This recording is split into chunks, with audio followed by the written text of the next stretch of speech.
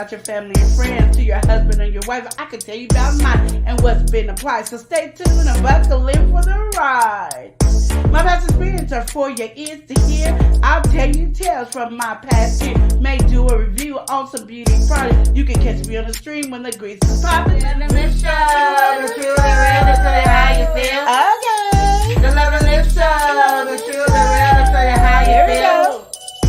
When the road is bumpy and everything is shaky, gotta live and love and show it on the daily. You do your thing and I'll do mine. No judgment here, there's only love on my mind. It's not always right, some things are not easy. We can toss and turn until we make it easy. Keep a smile on your face and encourage one another. We only live one life, so we gotta love each other. The Love and Live Show, the true, the real, to tell you how you feel. Oh yeah. The Love and Live Show, the true, the real, to tell you how you feel. The lesson we learn won't stop or block us. We're all on the path, so let's get to walking. Live and love each day as your last. It's funny how time can flash. This is your life, so you better live it. If you really want something, work hard to get it. Join me on my journey and watch the show. We'll do it one more time, but by now you should know. The Love and Live Show, the true, the real, to tell you how you feel. Yeah. The Love and Live Show, the true, the real, to tell you how you feel. Okay, okay. The Love and Live Show, the true, the real, to tell you how you feel. That's right, girl. The Love and Live Show, the true, the real, to tell you how you feel. We out.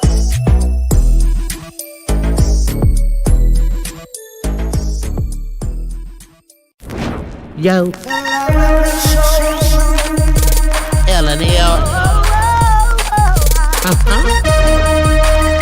L&L.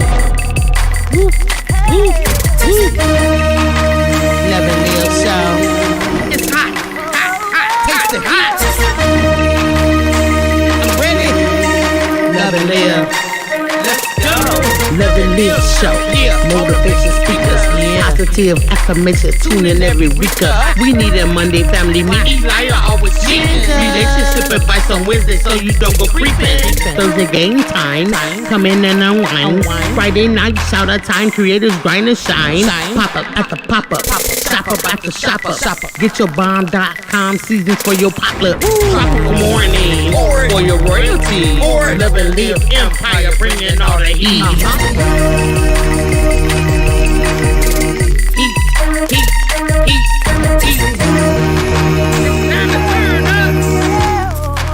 It's time to turn up. It's time to turn up. You wanna taste that heat? Try to taste the heat. Hot sauce, that sweet heat is banging like this beat. Chocolate burning, love, mild watermelon. Heat. Dynamite's the truth. Have you Elijah, favorite nephew, Lenora. She know it's the truth. Adriana, Chris? Everybody love Chris. Love and Live Show. It's the Love and Live Show. It's the Love and Live Show. Love and Live. It's the Love and Live We be laughing, having fun. Get up, please stay. Love and live. Get up, please stay. Love and live. Love and live each day as if it was your last. The Love and Live Show. Smooches. The Love and Live Show. Love and live.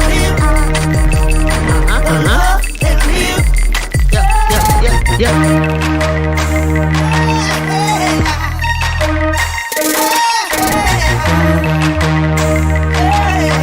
Visit Love and Live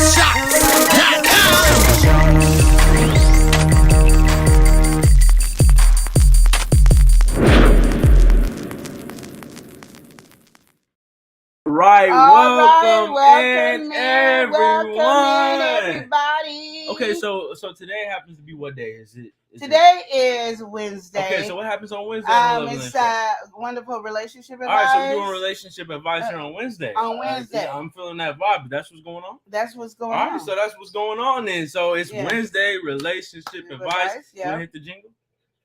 Relationship advice. Okay, you're coming through with a different jingle. I don't think I heard that Okay, that I'm trying melody to find the before. jingle. I'm I'm like, trying to find the jingle. all for right, relationship all right. advice. So starting from the top, we got somebody in From the the chat top right to here. the bottom. We've What's up? got Heather Heather Hunter Chronic. Okay. It right. does not All say right, her. my Why bad. is it giving government? My bad.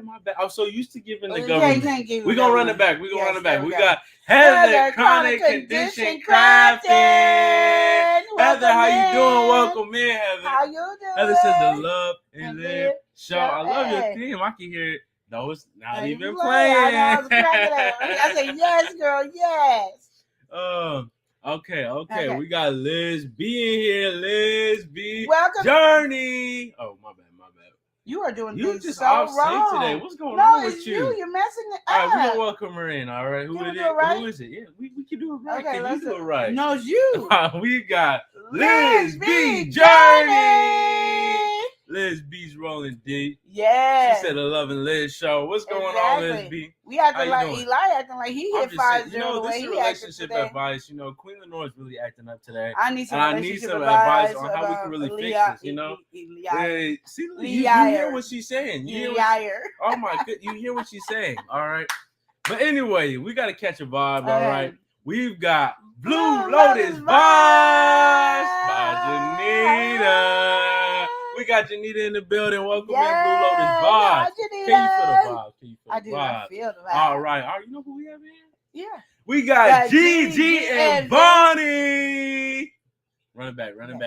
Gigi and Bonnie, they in the building. You know, they actually took a little bit of a break from YouTube. Well, and they've been coming back full swing. You know, now they popping the videos up. They said they love the vibe. Yeah. Well, welcome in. I'm glad you guys can make it to the live and enjoy the vibe. Yeah. All right, you know who we have in here?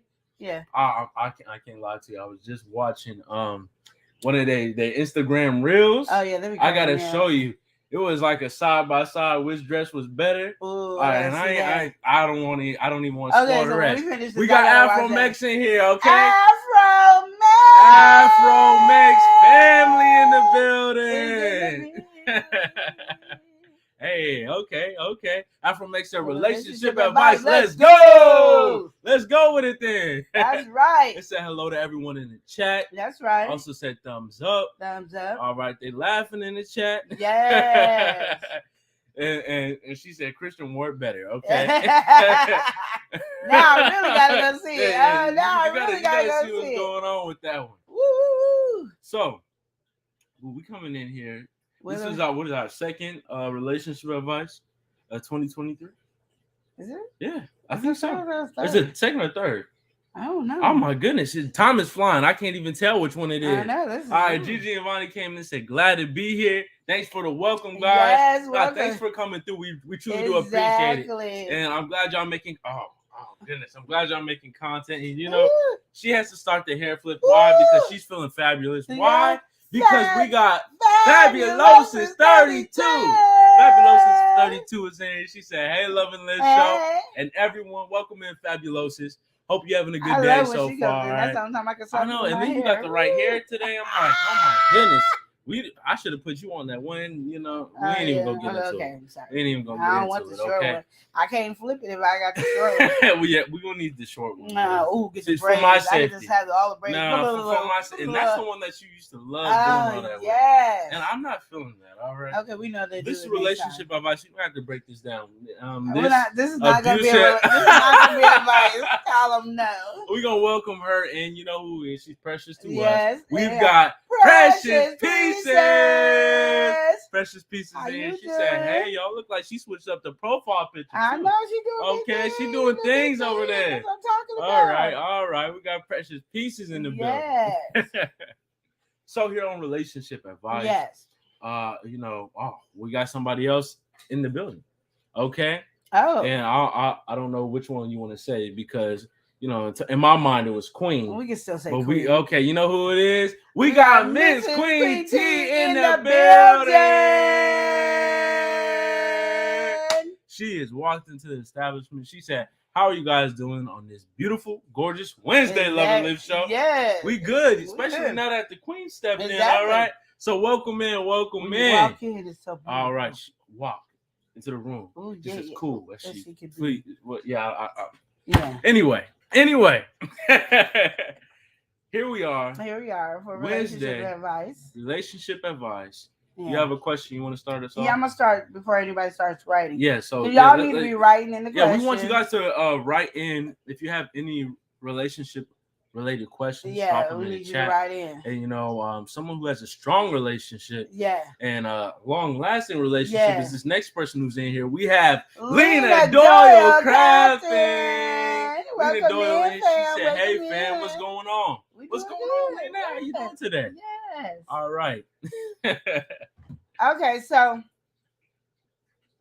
I don't even know how to say it. Okay, so if you and whoever, all right, and whoever, you and your significant other, no, partner, you, because you're doing a favor for somebody. Say you helping somebody out. Okay, it's a generalization. Your generalization. I'm helping you out. Okay, helping somebody out. And as I'm helping you out, do you feel like you should be obligated? Obligated. Or do you feel like you should not be obligated? So what you're saying is, Can I finish? Yeah, okay. I was just trying to process your thought. Let's go. Continue. Okay. Continue. Do anything for the person that is helping you out. So say this person comes and helps you with your groceries every day. Yeah. And you don't have money to give them any any money all the time or anything like that. And they're not asking. But the person is helping you with groceries, and maybe you have something they like or something. Do you feel like you're obligated to give that person something, or should you be just like you do for me, and whenever I need you, you be there for me, and if you can't help me with my groceries, why? Okay, so what you're pretty much saying is, all right, should you bank on that person continuing to give? And what you're saying, so you have somebody who's giving you something, all right? So this could be everything from an item, something that you need, some supplies, whatever, all right? So they're giving to you constantly. That's what's going on. They're giving to you whenever you need. When you're in need, they're there for you. So do you feel like you're obligated from them being in need? Should you give something back is what you're saying. So should you, be giving to the person who's giving to you? All right. Yeah, like, and I get what you mean. So say, okay, I'm in a financial situation. Man, my bank account is low, and this person came through and they just cashed at me $10 or something like that, or just got me above my overdraft. I don't really want to say anything with money. No financial. So no, I'm just saying like something that's not like invited. You're helping this person out over and over again, and this person realizes that you're struggling. They're doing better now. You're struggling. And maybe they could help you, like when they go grocery shopping. Yeah, they can get you a couple of groceries. Yeah. Or they're like, I don't have a blanket, such and such. You have tons of blankets, but you're not giving to them. But everybody else, financial aspect. Yeah, everybody else you giving to. Okay. You doing, and you giving to them financially. This person's not asking for anything, but when they're down and out, even though they're helping you, they're down and out. They don't want to ask you only because they don't want to make you feel like you should give them to them. But wouldn't it be a nice gesture? Okay, so I have a question for that though. Okay. But I'm gonna get to that right after we welcome this next person in. Let's welcome our next family in. All right. We got the Jesus loving family themselves. What are the crazy Jesus loving family? Crazy Jesus. All right, we've got Life at the Logans. We gotta praise God. Let's kind of bless the teacher with lesson. Yeah, we gonna praise God. Yeah. Hey, we got Life at the Logans in the building. Yeah, I'm gonna teach you the words one day. Welcome in, y'all. So yes, all right. And we got Lena in here saying, well, okay. Lena said no, I wouldn't. All right. Yeah. No, I wouldn't. Okay. And Precious, she said, where is this person at? I need him in my life. We got Gigi and Vonnie saying hello to everyone. And then Lena said, yes, give them to me. yes. And she said, I would if I'm financially able to. So I have this question, right? Okay. Maybe kind of paint the picture a little bit better. Okay. As to what I'm thinking of. So say you have a neighbor, right? Yeah. And this neighbor, they be cooking up sometimes. And so whenever they come through, they know, you might not be financially there. So they come through and drop some meals off to you, right? Yeah. And so now you come kind of dependent on the meals. Yeah. So you're feeling kind of like, oh, where's my meal? You're not coming like that, but you're kind of like expecting the meal to come. Yeah. So you're not instead of spending money on food and stuff that you would usually spend, now you're banking on somebody else to provide that. Is that what you kind of getting at? That could be the other way. Okay, too. so you're looking at both sides of the story. I like that. I Yeah, like that. yeah. So that's what it is. Because, like, you know, you helping because you know how it is to be struggling. Yeah. But then the person seems like it's now your duty to provide what you're providing. Exactly. And they don't feel like they should have to give you anything. And like the person's not asking for money or something. But if you know that person could be in need, or you say like the neighbor is making some soup every day, you could be like, well, here's some groceries because you here's actually some stuff for the soup. I don't have much to give, but here's a couple of something. All right, I got this for you. Here's I know a carrot you like and the this. celery because I see that a lot. I see you got this. I see you like candles. I found this candle. I got this. Something like. You're not taking advantage of that person. We gotta welcome this next person in here. We have 755 Media. She said cartwheels into the chat. That's what She's I'm talking about. Yes, the chat, all right? We got 755 Media. 755 Media. AKA Cartwheel Media, because now she is rolling in here, all right? This is monetized. Okay, she said, happy birthday week, Queen Lenora. Yay! She turning up on it. All right, this next person. You did slightly, but this next person is not only educated, but I figured out she was natural. Yeah. You don't be saying my part. Okay, she's educated. And she's natural. We're gonna welcome this next person in. We have 10, the educated natural. She said, hey, loving this show and all. What's going on? So on that note, all right, we're saying we're in this situation. Yeah.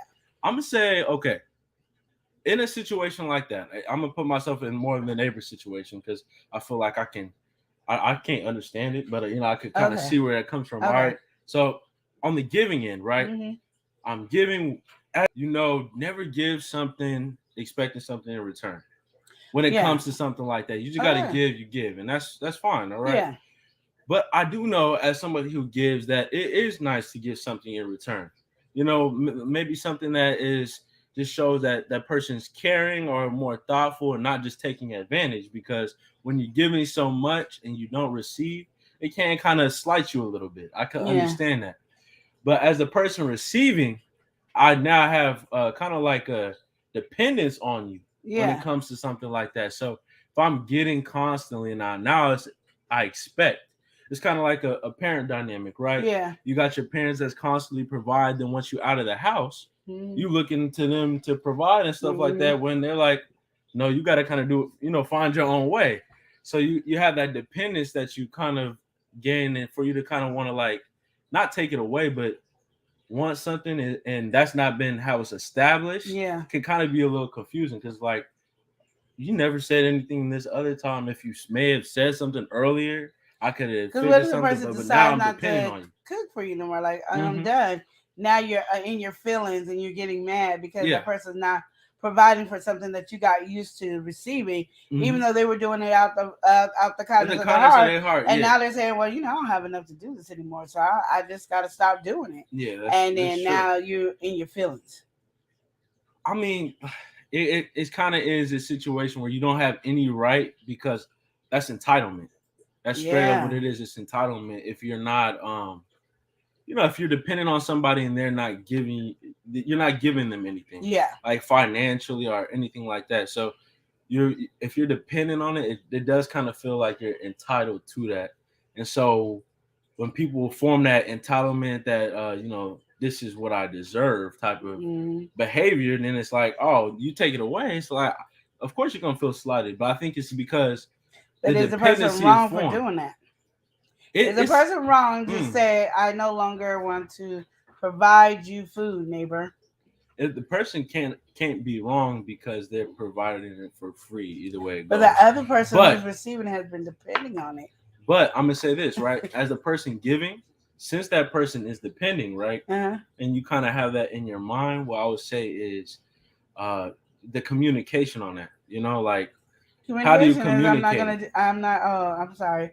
I'm no longer going to be making you any meals. Yeah. So I'm going through some stuff right now, and this is not on my timeline right now. If it's communicated that way, like I don't think I would really burden any negative emotion because it's like, but they do. The situation.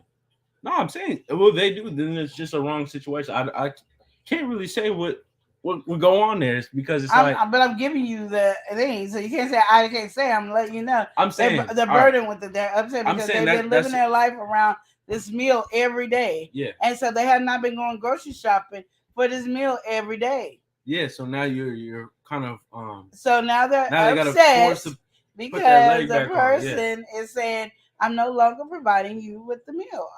How do you feel about that situation? Why do you put me on blast? I'm sorry, Chris. I gotta do it. Sometimes you just gotta put Chris on blast. All right, as she puts him on blast, we're gonna welcome this next person in here. All right, we've got Tia Coffee. Tia saying beautiful, love, and live. Hey, she's showing love to yours truly. Ooh. All right, so welcome in, Tia. Yeah, Taurus Ken, how you doing? 755 said, warning, I'm working and listening. All right, that's what all I'm right. talking She's about. trying to hit the team and get the work done. All right, we gotta acknowledge that we have somebody who's unleashed. You know who it is? Sissy. We've got the Unleashed Crafter. What's up? She said, "Hey, lovely show. And hey, everyone in the chat. How you doing, Unleashed Crafter? Nice seeing you in here, and thank you for showing up and showing out on Queen Lenore's birthday. I do appreciate it. So, back on the conversation. All right, so they're feeling some type of way. Yes. I mean, really, as the person giving, I wouldn't feel no guilt. As a person in that situation, I can kind of understand because that is like having something that happens all the time that now you have to fall back on. All right, get your self regrouped and kind of get yourself recovered from that obstacle. Like, all right, I have this dependency. You're always giving me food. Food is something that I now feel like I'm entitled to, like from you. Mm-hmm. All right, so I'm always guaranteed that meal. Now that meal goes away, I got to figure out how I'm gonna get that meal in. Like, what am I gonna do? Maybe financially, I restructured in a way where I don't even pay for food no more. I pay for other things that I deem more essential because you got that covered. But at the same time, right? You did that out of the kindness of your heart. You did that. That's something you didn't have to do. And so me feeling a type of way is pretty wrong. And one thing is you could say, okay, that's wrong for the giver to do. And now they're putting me in this situation and go, woe is me. But that really is life. You never know what's going on. Unexpected things can happen.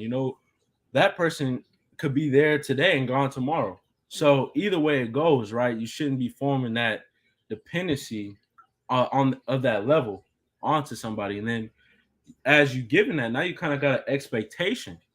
Now you're giving advice as like preventing the situation. Preventing the situation. But it's already been done. Okay, so you have to now give advice as it's done how to deal with the situation, because you going all in this big old long circle and put me to sleep, and I woke back up, and you're still on preventing when it's already. So, Chris is already expecting it. Okay. And he is not trying to, and then now he's trying to yell at me, put it all on me when it's Chris's fault that he was dependent on me. I was just trying to be helpful.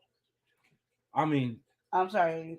I depend on you to go grocery shopping every month. You don't do it. So I know why. Dang, you guys that mess around and made it personal. We gotta welcome in. We've got Mother Earth Consultant in the building. Mother Earth. Gigi and Vonnie said can never tell. Yeah, exactly. Yeah. But he was like he's like trying to prevent the situation. The situation is already done.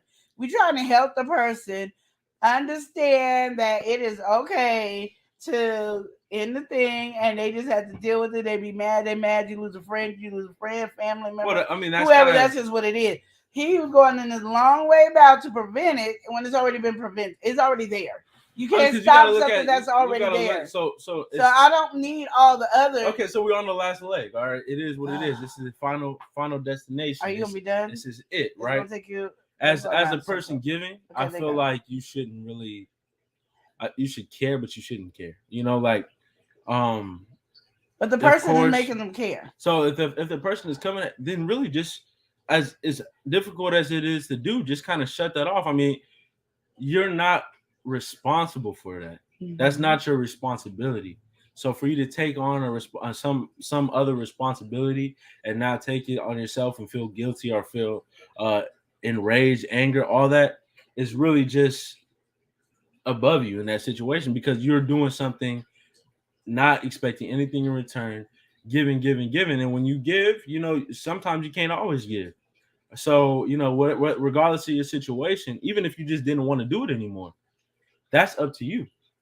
And for somebody to say that that's getting something for free or getting nothing but a straight benefit, is coming from a point of privilege. Okay. Now you've maybe made the monster, but you shouldn't have to die on that hill because you shouldn't feel no type of way. That's all I'm saying. Just I wouldn't let that. I would just kind of have that on mute. Pretty much. I'll let things play out, but have the movie on mute. All right. I'm looking at it from afar. I'm getting the show, but I'm not gonna directly engage, and I'm not gonna correspond. I'm not gonna feed into anything else. Okay. I'm gonna just let things play out. Because that's all I feel like you can do. And then as that person who is receiving, all right, you're gonna now gain some appreciation for what that person has done because of course this is something you didn't have to deal with, and you see actually how much they were doing, and if everything went happily ever after, you guys could hopefully come back together, or it not even to start a rift in the first place. But that's what I'm gonna say. As a person who's giving and decides to stop regardless of the reason, I don't feel like you should feel the type of way. You shouldn't feel guilty. You shouldn't feel wrong. You shouldn't feel any type of way like that, unless you're doing wrong. That's up for you. If you feel like you're doing something wrong. Okay, never mind. That's On you. I got a different question. Listen, this one is too long-winded, and it's not getting nowhere near done. So the next question might be is a higher message. If you're watching that you're not fulfilling with this person, I'm sorry, you're not getting help. I'm just saying. Because doing this long. What do you have to say on that though? Because I said what I had to say. So say what you said. You said what you had to say, but you said it in the guise of me saying it too long. So why don't you just say directly? I did. I said exactly everything you have to say. Basically, if you want to let it go, let it go. If you lose a friendship, relationship, just let it go. I mean, you being beneficial, and if the person doesn't feel it or see it, and it doesn't even take out of their mind to even think to let me help as you doing this, then you need to quit because you are enabling them to do it. They don't feel in the back of their mind, I should help this person out. This person is making my life a lot easier.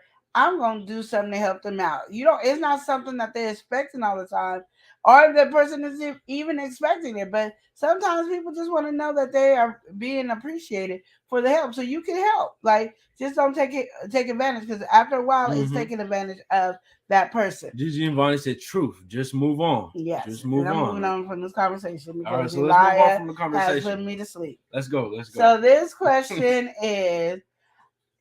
Okay. Oh, wait.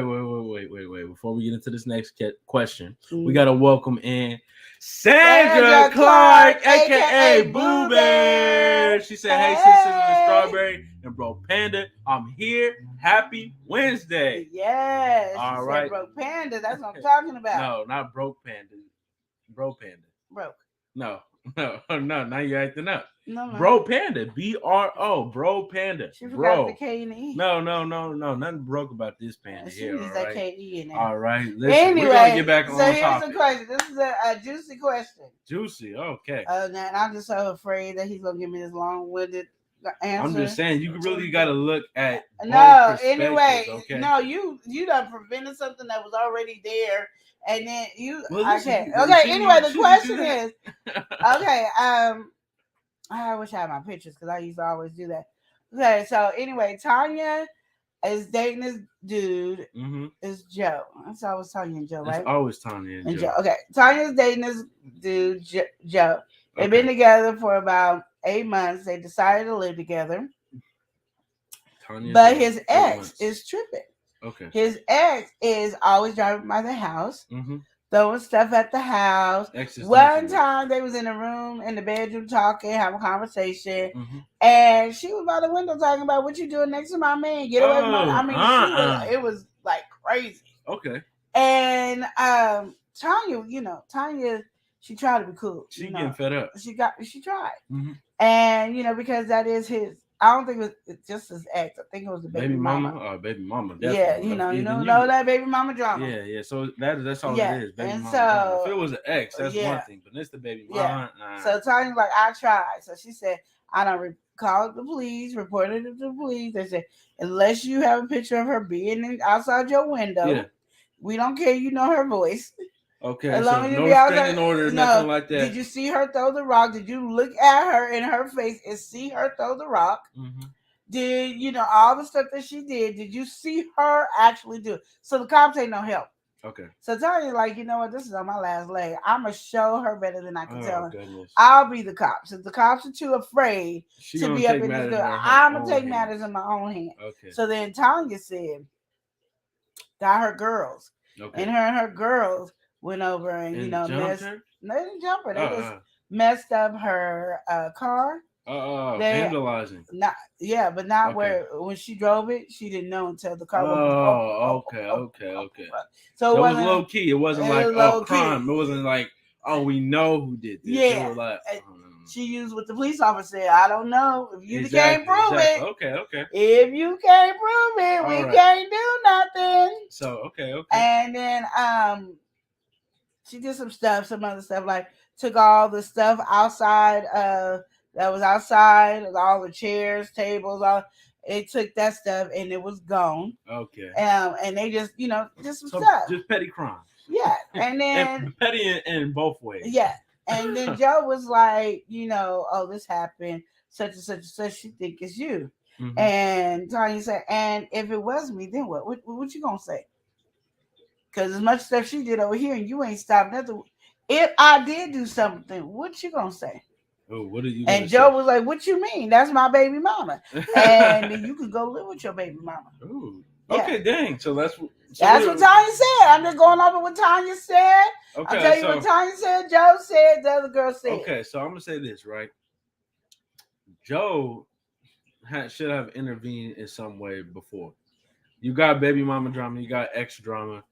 You gotta handle what you gotta handle. You either get you a restraining order, you either take it to court and make sure your visitations is done properly, and you guys both have a nice agreement legally.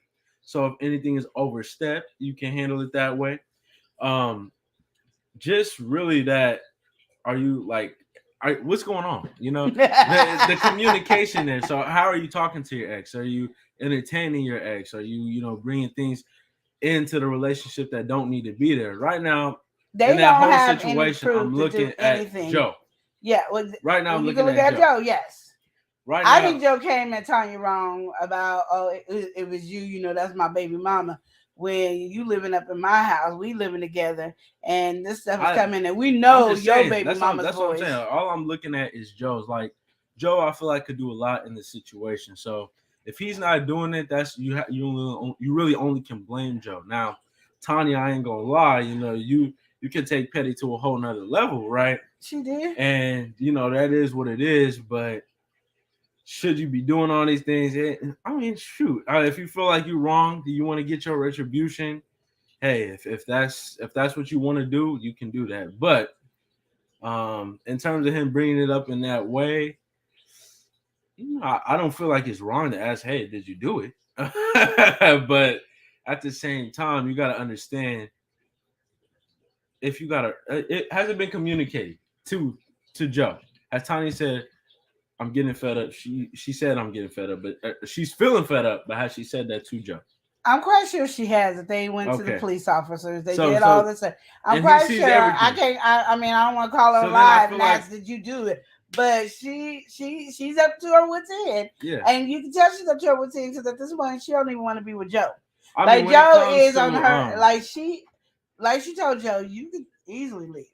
And Joe why you being on defensive? It's like you did it.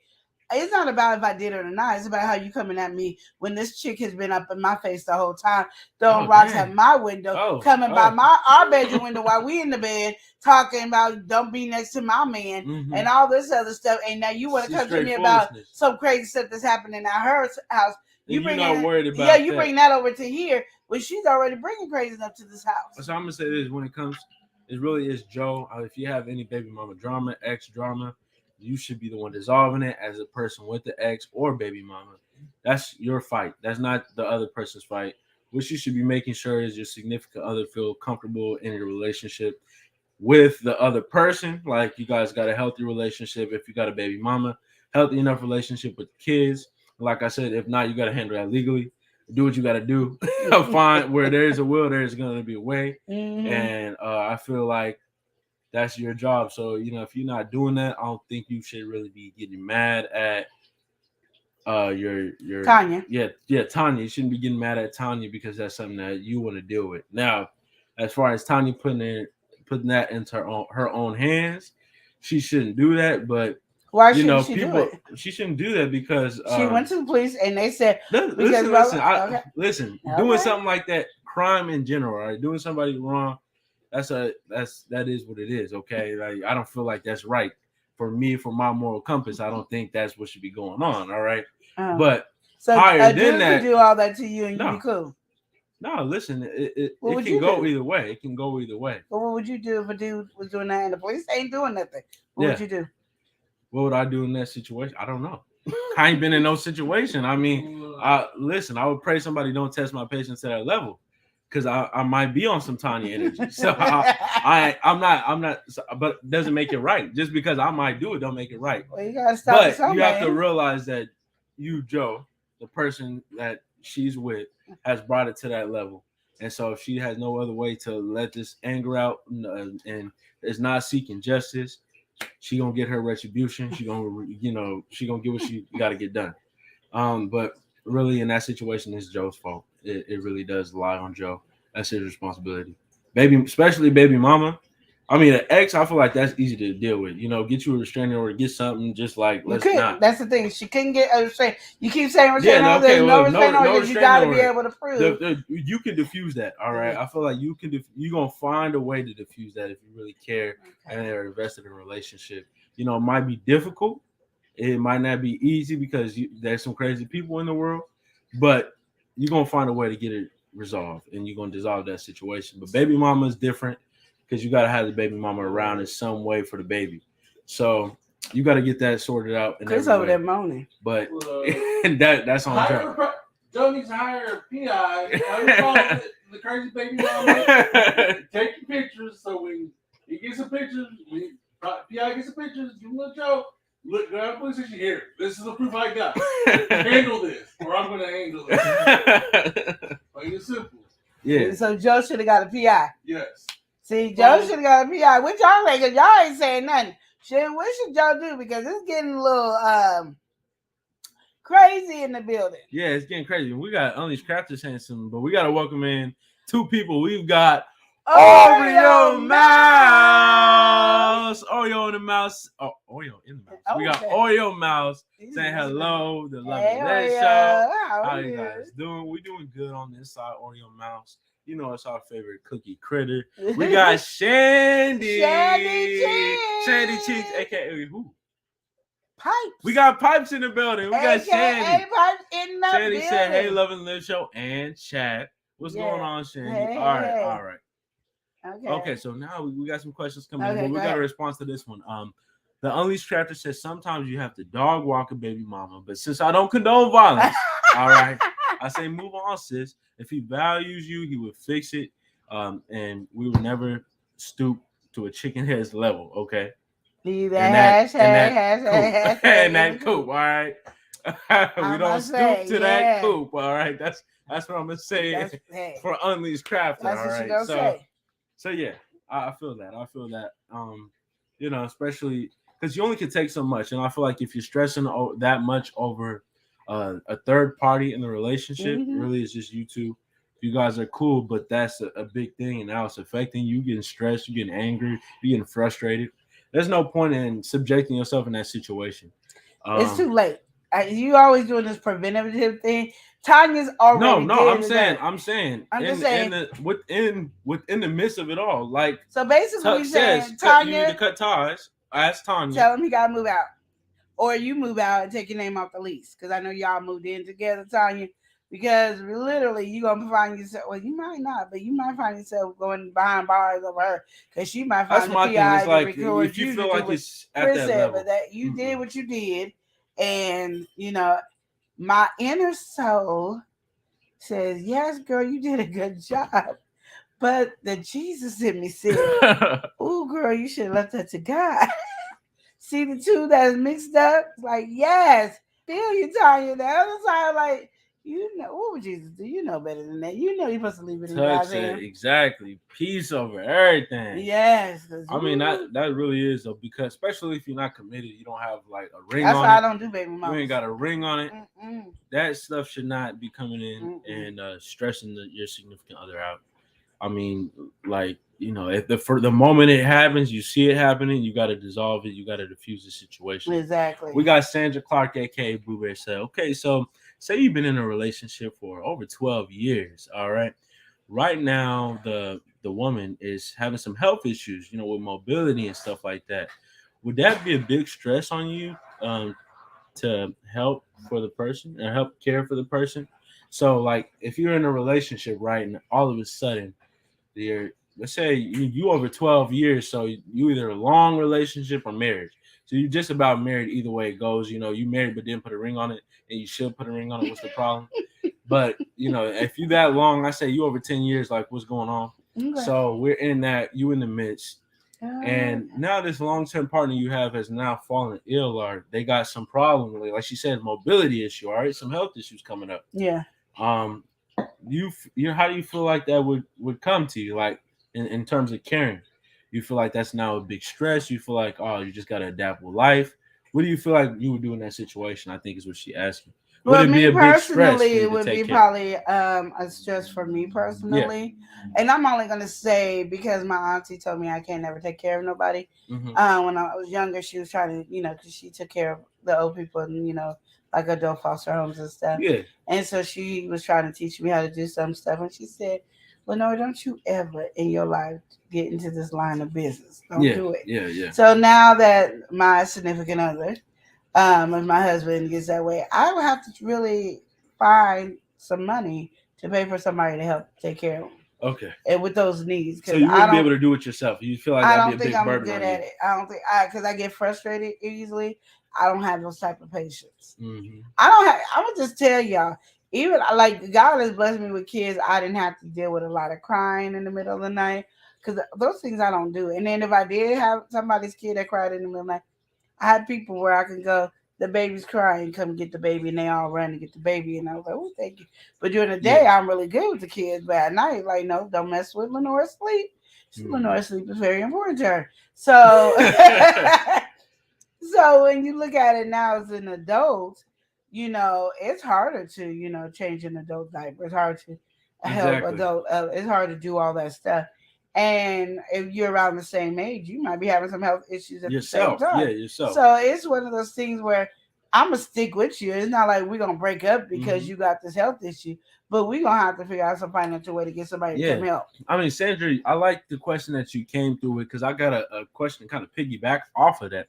We got Bubba 007 Ho in the building. AKA, he said, good afternoon, LNL. All right, we got Oreo Mouse saying hello to everybody. And then she said she's doing fine because she just made it home. So welcome home. All right. Home. We got somebody in here, get your shirt, get your shirt, get your what? Wipe down shirt. We got who? We got Wipe Down TV in the building. What's good, Wipe Down? Get your groove on like Queen Free. If you ain't subscribed to Wipe Down, you better do it. You better pipe down, all right? All right.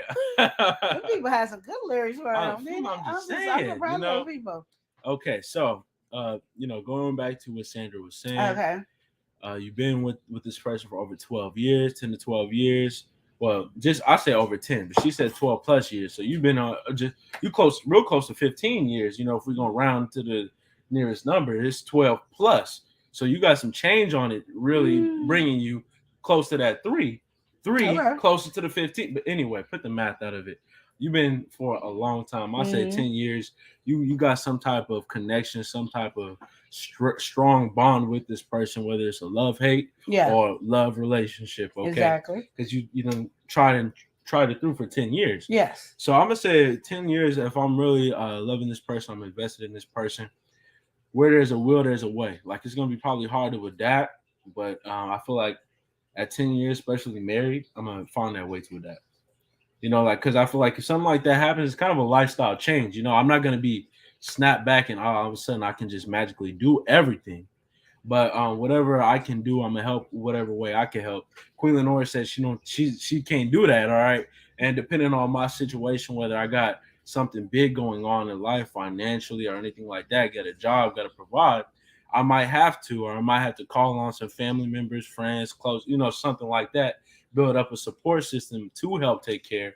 But I feel like when you're at that stage where there's a will, there is a way. You are going to try and rightfully so. I mean, I feel like that is kind of not your obligation, but I feel like that's what's right in that situation. That you do try and that you do try to care for this person that you've been with for so long, especially if you put a ring on it. It's like, that you've probably been through so much with that person. They've helped you grow, helped you become that person that you are now. So, just because they've fallen on bad health, whether it's a situation that can be solved over time or whether this is life altering, I feel like you should still stick with this person. And that's how I feel. I mean, I'm not gonna say it should be a breakup at all. I probably would be a big stress. I ain't gonna lie, it'd probably be a big stress, but so is just about everything that comes up out of nowhere. Yeah. It's always gonna be a big stress, but I feel like that stress will slowly fade away. It become more of a lifestyle change. Like this is life. This is just what it is. This is something I'm not gonna be able to have too much power over. So I'm gonna do what I can. Yeah. And kind of keep things moving. Okay. That's what I'm gonna say. Sandra said exactly, bro. Panda, I agree with what you're saying. She said facts, sis. She said amen. And exactly, we're gonna get to what Unleashed Crafter said. Unleashed Crafter said, Boo Bears, it's how much you love the person. We all know when we get old, we may have health issues. So why change? So when change has happened, is there a change in love? Yeah. Okay. So when the change has happened, is there a change in love? So and that's kind of what I wanted to piggyback and say when it came to what Sandra was saying, because I feel like some people, they might be kind of feeling like already fed up. Yeah. Like if I'm fed up with you, and then this happened, how do you feel? I feel like if it's a marriage, I mean, you've been together for so long, regardless. It's just really adjusting to it. There's some people that can help you. Yeah. And there's some people that are gonna have to pay to get the help. Yeah, exactly. And either way it goes, as that person, I feel accept you're gonna find every way you can. Yeah, but I'm not ever thinking about a breakup or anything like that. It's just it's gonna be an issue. It's gonna be a financial burden. It's gonna be a physical burden. Those are your two choices. Well, then I got this kind of question to spice it up, kind of amplifying Unleashed Crafter. Okay. All right. Okay. But I feel like, what do you do in a change of love? Say, the person. Love don't always live here. Okay. I say that constantly in a relationship. You're not gonna always love the person that you with. I mean, regardless, you've been with them. There's sometimes you just be like, I don't like you. Looking at you has disgusted me. I need a break from you. Why did I not listen to God? He told me. I know he had to tell me not to be with you. Okay. I just know with all you still gotta stick out that relationship because you're gonna go through that phase. We go through it with our kids. So why do we think we wouldn't go do it with another human being? And then something there's that love, that underlying love that we forgot we loved them when we were going through that thing that peaks out, and you be like, I see a glimpse of the love, but I don't think it's gonna ever work. And then it just because you stayed, it bloomed, and now it's back into formation of the love that you used to have. Well, I feel like really taking what you said right there. What you said, would you do that with your child? I feel like especially if you're married. Well, 100, not even especially 100% if you're married. Yeah. Even in this 10-year long relationship, like I said, if you 10 plus years in it, you might as well have an invisible ring on it because there should be a ring on it anyway. But either way that it goes, right? You're going through for so long. Yeah. But look at it like your kids. Even when you don't like your kids, you still are wanting the best for them. You still are going to try in some way, and it's out of an angle of love. So, and that love should still be within that relationship, regardless of if they completely acting unlovable in the situation. They can act unlovable, and so especially if you got some stuff going on. It's hard. It's really hard if you're going through something and you feel like, oh, I can't do what I want to do. That's frustration. But then there's this, like I said, there's this thing about relationships that people, to me, always fail. They always look at it about how they feel. Yeah. And when you're in a relationship, it's not how you feel. It's how the other person feels. Mm-hmm. And that person is supposed to look at it the same way as you.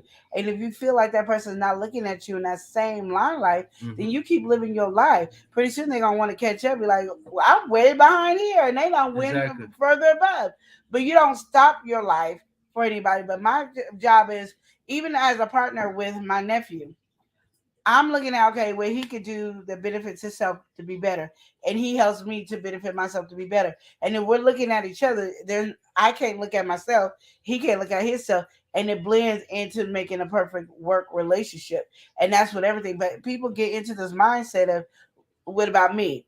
How do I feel? What about me? Yeah. You can't have that mindset about what about you and how you feel.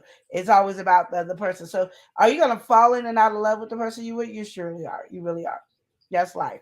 But the problem is, if you focus on that the longest, then you're going to stay there the longest. But the moment you focus on God, focus on him or her, the better your relationship will come out. And if it's time for you to leave, it's time for you to leave. But I tell people, y'all been together for 10 plus years. Exactly. What's the problem? Yeah, what's going on? What's going on? And I hate to see a 30 plus year breakup. I'm like, what are you thinking? But a lot of that is because that intimacy left, and then people feel like there's no way, and then all they can see is negative of that person. That person could do everything positive for you. You will not see it. It will look like a negative when you do not like that person. When you fell out of love with that person, all you see is negativity. Period. And people don't get that. All right, we're gonna welcome this next person in here. Okay. Next family. All right. We got Kicking It with the Rules. We got Rules. All right. Thanks for the love. Thank you for coming through. They say hello, family. Hello. And the ads and hey everyone. So I think they out of the ads. Yeah. It's been a minute. All right. Oreo had to let us know, she actually stepped into the program today. All right. All right. And then on top of that, her stepping into the program, she wearing a black and white striped T-shirt today. Okay. So she representing the Oreo for Oreo Mouse. All right. Sandra said, "Oh, do we welcome her? No, we gotta welcome her in. All right, saying hello. We got always Tam. How you doing today? Hey, Tam. She's always hello. Tam. All right, welcome in. Always Tam. Looking good. So Sandra is in here. She said, "Hey, I understand what you're saying, bro, Panda, because I do experience mobility issues. So me and my hubby, we've been rocking for 14 years, and yes, he has been the one picking up and cooking and picking up the slack for our kids. Yeah, I mean that's what he got to do in this situation. Because if something were to happen to him and you was perfectly fine, he would expect you to do the same thing. Exactly. And I feel like when you in that partnership, you together for so long, something's got to give, And that's the key. It's a partnership. Yeah, it is where we are connected, and it's a partnership. I'm not saying somebody should abuse nobody and you accept. I'm not saying if you get beat, you should accept. I'm just talking about sometimes we done, because we weren't keeping our intimacy close together, we kind of spread apart a little, and we still like this, but we spread apart. And sometimes as humans, we look at this other person and we're like, I don't like you. Yeah, I get what you get on my last. And I'm telling you, when you don't like somebody, I don't care. That person can give you diamonds and roses and watches and whatever. Man, like don't have no value. All you looking at, it just disgusts you. And he wasted money and she wasted money. You don't look at the positive. When a stranger off the street can give you the same exact thing that person gave you. You be like, I can't believe it. God blessed me with this. I got such and such and such. And the person you don't like gave it to you, and it's just trying to do something. I can't stand her. She just I feel like when you're in a mood like that, everything you just see in red. And that's it could be the smallest thing. But when you're in it, you don't know that's what exactly you're doing. Exactly, because you see in red. I mean, that's really, all you just see. Mad, you frustrated, And I mean, like, I feel like we all can understand that in a way, but Yeah. self-reflection is so important. But everybody people wants don't look at forgiveness, that, but everybody don't want to give forgiveness. That's what I'm saying. Ooh, that was Self-reflection a is good so line. important, right? You got too much ego. You got too much all that. Put the pride and ego to a side sometimes, and I feel like all those things come up the strongest in a relationship Yeah. because you really are facing yourself against that person. But really, once you look at it like a partnership, like Mhm. you know, this is a joint venture. Wherever you lacking, I'm gonna try to help you. Wherever I'm lacking, I expect you to. You know, when it comes to that, right? And you guys both have the best interest. I feel like you can work through things like that. Sanders says, thankfully, they do the cleaning, they help in the cooking, and they help me when I need it. You know, so yeah, you got some helpful kids. I mean, I feel like everybody got to play their role in a situation like that. It's family. It's a family affair, as Queen Yes, Laura it would is. say. Yes. She loves family affairs, so we're gonna throw that. It's a family affair, all right. On these craft, I kind of want to do piggyback and get to what you're saying right here. She said, my opinion is love should not be convenient. It should be unconditional. Convenient love is fake love. Okay. I agree. All right. And I feel like we should have a discussion there, but I'm also going and see what her and Ruth have to say. So again, she said exactly like it works both ways. You know, it's not, is it going to be easy? No, but that is how strength is built. Yes, and we have the Roots in here. She say, hey, yes, I made it in. Yeah. All right, my coworker's talking to me rude. I know. I'm trying to listen into the Love and Live show. Leave me alone. Exactly. Rude. Hello. Oh, I feel you. Shoot, that Love and Live show. I'm trying. Exactly. Can you please be quiet? I got the Love and Live show on. It's relationship advice. You see them talking, don't you? I always want to come to me about. You want to come. Exactly. You want to come to me about work while I'm at work. Exactly. The nerve. She said, "Hey, everyone in the bushes and only listening. She's not looking at the chat. All right, Ruth. I don't blame you. We got somebody in here. We got two people, I guess. You know, it's either one of the half or they both in here. We got House of X Entertainment. They said, hey, fam, we stay entertaining. Hey, we stay entertaining. We stay entertaining. We got House of X in here. She said, yeah, right there. I know. Exactly. That's ain't happy when he said, right, the audacity. Like, for real, what's going on? We at work and you coming to me about work while I'm watching the Love and Live show. Now you coming with work-related issues and I'm over here at work. Like, what's I'm trying to get relationship advice. The Love and Live show is on. You can see them talking. And how they might be on the other tab, but don't talk worry about that it. Relationship advice right there. Coworker relationship advice. Oh, how do you handle your coworker talking to you while you're trying to watch the Love and Live show? What's wrong with you? But I do kind of want to piggyback off of what she said. Period. Exactly. But yeah, on these chapters said, my opinion is love should not be convenient. It should be unconditional. Convenient love is fake love. That's true. What do you feel like is some showings of like convenient love? Because I feel like in that, I think it would be like very transactional. Like, oh, I'm gonna say this because I want something from you. I love you enough for you to give me something. I love you enough for whatever. But sometimes I want to go deeper than that because I think when you say that convenient love and the fake love, because a lot of people go into that I love you like in the stage when you first dating, and everything is because at that time we're doing what we're supposed to do. Okay, now in I a feel relationship, what you mean. We are not thinking about ourselves; we're thinking about the other person. But then when we get deeper in the relationship, somehow we take it from the other person and put it about what about me? Me. And that's where the fake love comes in because it's no longer I'm thinking about you and you thinking about me. I'm not thinking about me, and why aren't you thinking about me? Yeah, you're not so thinking there's about no me. other. It's not. It's the whole like I'm thinking about me, and you should be thinking about me. But nobody's ever thinking about you. Exactly. And so then you're losing out on something, and now I'm wanting too much for you to be even able to handle because it's not. I'm not giving back. You know what I mean? And it's not like I hate when people, one of my biggest pet peeves that I hate is when somebody say 50-50. In a relationship, I want 50-50. There's no such thing as 50-50 in a relationship. Whoever came up with that is full of crap. There's sometimes wherever I'm weak at, my my business partner, my husband, my daughter, they're strong at. Whatever they're weak at, that's where I'm strong at. That's what it is. It's never going to be a 50-50. And then there's sometimes you just, like, oh, I can't do nothing for a couple of days. They still there doing that with what their position is. And then that's what it is. But I think the fake love, it does come in. It didn't start off with fake love. Because there's something to start off because I just want to use you. I'm not talking about that. I'm talking about it's a fake love because they really never sacrificed for themselves. And the best way to think about it is the best love in the world is what? Best love is what? Unconditional. But what's the best love in the world? When God's Jesus died on the cross for our sin, he didn't have to die for us. He could say, oh, Daddy, no, I'm not doing it. These people are selfish, crazy. I don't want nothing to do with them. Let me go. So that shows what love is. It's sacrifice. Jesus didn't think about himself. He thought about us.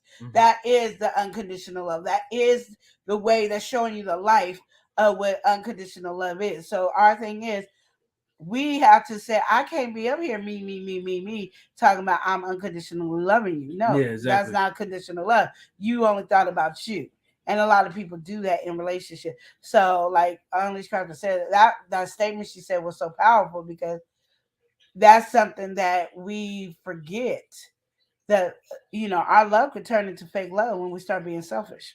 I feel you. Unleashed Crafter began to also say some people love you for how that you love them. And they know that they would never love you to that degree back. So, but they take but don't give back. She said I call them vampires. And they are. Yeah, I mean, I feel like they suck the blood out of you. They suck the love out of you. And because they're not thinking about you, you're not getting it back. So all the love you giving is being sucked away. And then you have nothing. Exactly. Nothing. Just drain. Just nothing. We got to welcome somebody in here. She came in and answered the question. We got Together We Break Chain Productions. It's a production. All right. And I'm waiting for my script. All right. She said, hello. The best love is agape love. Yep, all right. That's what it is. I love you. Go to 1 Corinthians. I think it's 1 Corinthians chapter 13. Right? Is it? I'm asking you. I make y'all remember it. This is the way you said it, though. You scratching your eye. I can't remember it was 13. Yeah. Love is patient. Love is kind. Yeah, 13. It does not end. It does not both. Yeah. But it begins to go more and more. It gets deeper on what love is and how important love is. But we don't do that because the world is all about, the world is selfish. And what we don't realize is we in this trend and we talk about other people jumping in trends, but we jump in a trend too. And that's a trend that we don't have to love each other the way we're supposed to. It's all about me. And it shouldn't be that way. So let's not fake love. Let's be real love. Love is love. And it's not easy, but it is an action word. And it is something that we need to show. It's an action word. Dang. Oh, snap. It is. It's an action word. It is. It's an action. Oh, man. I can tell you I love me. If I ain't putting no action to it, are you going to believe me? Yeah, exactly. Yeah. Okay. Unleashed Crafter said, yes, love endures all things. It does. It does not dishonor others. And it doesn't. It's not self-seeking. And it does not keep no records of wrong. So, yes. Chris over here. Unleashed Crafter says, say that action word. Facts. That's crazy. It is an action word, though. It is. And I think that's why relationships don't last long because we move out of the place. Like when you started dating each other, just think about it. So if I'm wrong, y'all can say it. But when you guys first dated, y'all was thinking about each other. I got to smell good for him when he come and pick me up. I got to look good for him. Oh, I got to smell good. I got to make sure I have enough money to buy, make sure dinner's all taken out. You are really investing in each other at that moment. You constantly thinking of, oh, I want to make her happy. Oh, I want to make him happy. That's what you're investing. And that y'all ain't even in love yet. Y'all just dating. And then you get in love and it's like, oh, I just got to pour in. And women really overdo it. Women overdo it to the point we're back at the first question of being almost a man end up taking advantage because we overdo it.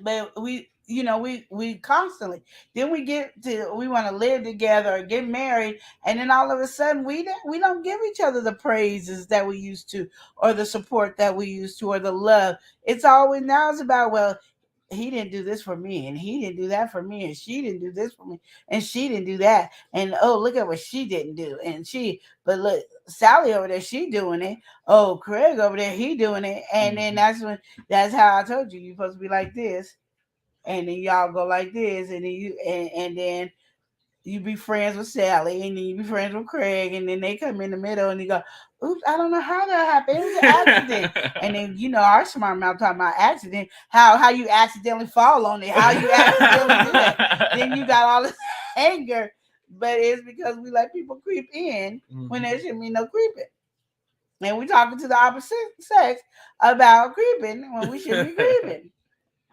Only Scratcher said, unless it's a narcissist, their only mission is to suck up all your love, destroy you, and move on to the next person.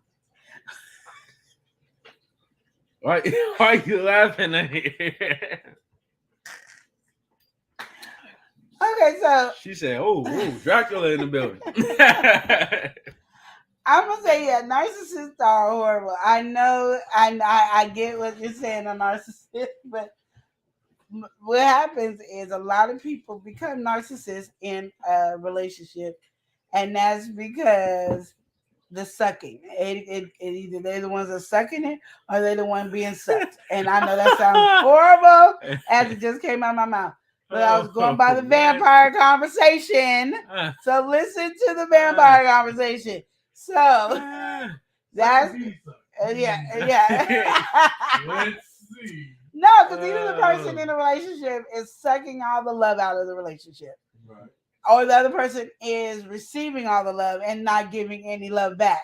Either way, it builds narcissists, regardless. Because the person that's sucking all of it and giving, the person that's giving all the love and not receiving it back, it can turn into a narcissist, because it's like, I'm tired, I'm fed up, I'm doing everything. Then it goes to, again, what I said before, the me syndrome. And the me syndrome come in.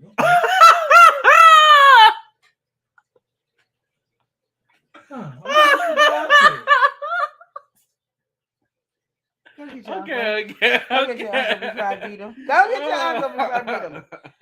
So we come back after the words of these messages. Yeah. If the police officers come, then you know what happened. No, okay. Then the person that was receiving all the love, and now the person that's is fed up, is mad. Now the person that's receiving all the love is not getting it anymore, and now they're mad.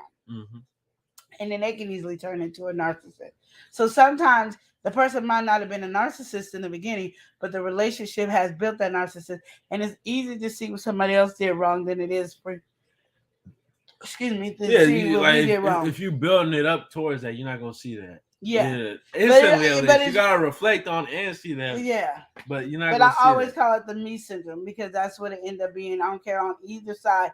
It's going to be the me syndrome. And for some reasons, what I tell people, if you're getting ready to be in that me season, because once you get in that me season, you will be turning into the narcissist one way or the other. And sometimes both parties are narcissists, and they don't even see both parties being they see the other person being narcissist, but they don't see the other person. But what you need to do is go, I'm going to live my life. And if you want to catch up to me, you'll catch up to me. And you keep doing what you're doing. Like, I went to the phase with me and Chris. Chris is a homebody. He likes being at home. And I'm like that too, but sometimes I'm like, I want to have fun. I want to do some things. So I told him, I'm like, I'm going to be doing some things. I told y'all this several times. I'm going to be doing something, and then I'm out of here. If you want to come, you can come, but I'm not sitting here no more. And I still live my life. I still did what I was going to do as the wife that I was, but I'm kicking in, I'm having fun. I'm gonna still live my life. And then sooner or later, then he's like, "Why you didn't even ask me to go?" I stopped asking you. Remember that day we had that conversation? That's when I stopped asking you to go. And this is now your time to say, "Is it all right if I go?" And I'm like, "Yeah, come on," because I ain't got nothing to hide.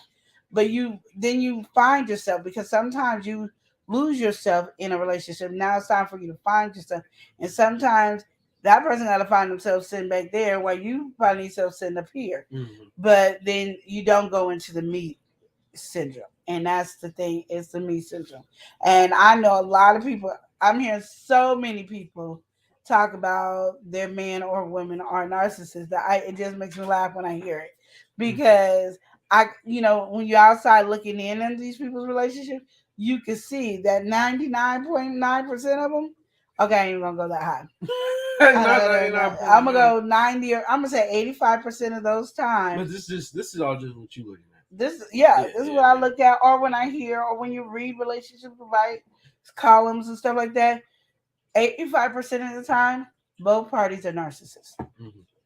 Oh, there's a 15% that trait coming through in either way. Yeah. It's not just shot in one direction. No, it's both parties are usually narcissists, and they don't see it in themselves. They only see it in their partner. But that's because they're in that phase where I don't like you, I don't love you, you're getting on my nerves. Why are you breathing? Your breathing is getting on my nerves. Why you breathe that loud? They ain't even breathing loud, but only you can hear. Why you got that little click when you breathe? I feel like that kind of all boils down to like we all hate what we do.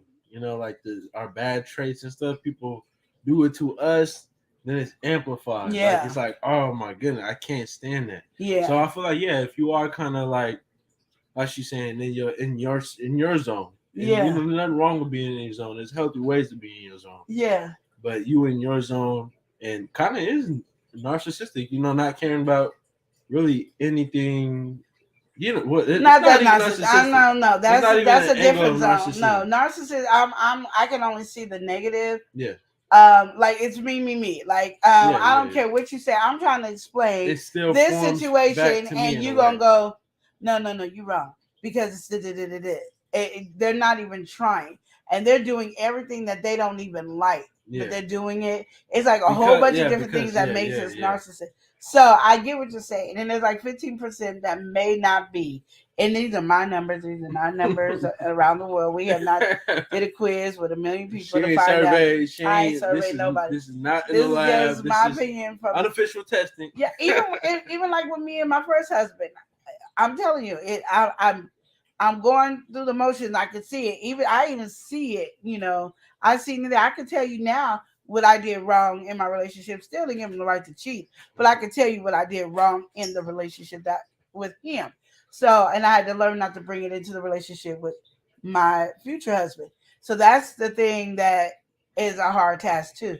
But no, usually when you can sit there and nitpick at somebody and be narcissistic and only see things your way, there's 85%, my numbers only, that you are narcissist too. Now there's 15% that don't be narcissists. They be like, I'm just trying to help them out, Hey, you ain't even got. There's no animosity. They're just like, you need to fix you. You know what I mean? I can't help you till you fix you. I'm gonna live my life over here. You do you, boo. There's a 15% that are like that. Like they're not putting the kids in the middle of it. They're not putting family in the middle. It's just you do you over there. I don't. You go with your bad self. I'm gonna be over here. It's there's a 15% that do that, babe. You look at a lot of relationships, and don't look at your relationship because it's hard for you to see inside your. Just look at other people's relationship. You'll see. You be like, dang, he talking about her like that, but he doing the same thing she doing. Mm-hmm. She done called him a narcissist, and she doing the same thing. You see it clearly because you're the outside looking in. You inside, you can't see yourself being a narcissist. Just like that person don't know they're a narcissist. You can't see it. But the people on the outside like this, I don't want to say nothing because I don't want him to get mad at me, but you doing the same thing. And they'll tell you, no, I'm not. Mine is different. Because see, what had happened was it's blase. It goes vice versa with those females too. So I'm looking at like a couple of people's relationships, and I just be like, wow. That's all I can do. It's like, wow. I listen to it and I'm like, because you don't want to get into it. Mm-hmm. And that's the thing too in relationships, y'all. You don't really want to get into somebody else's relationship because for some reason you'll take their relationship and put it on your relationship. Yeah. Don't do that. But yeah, that love thing is in.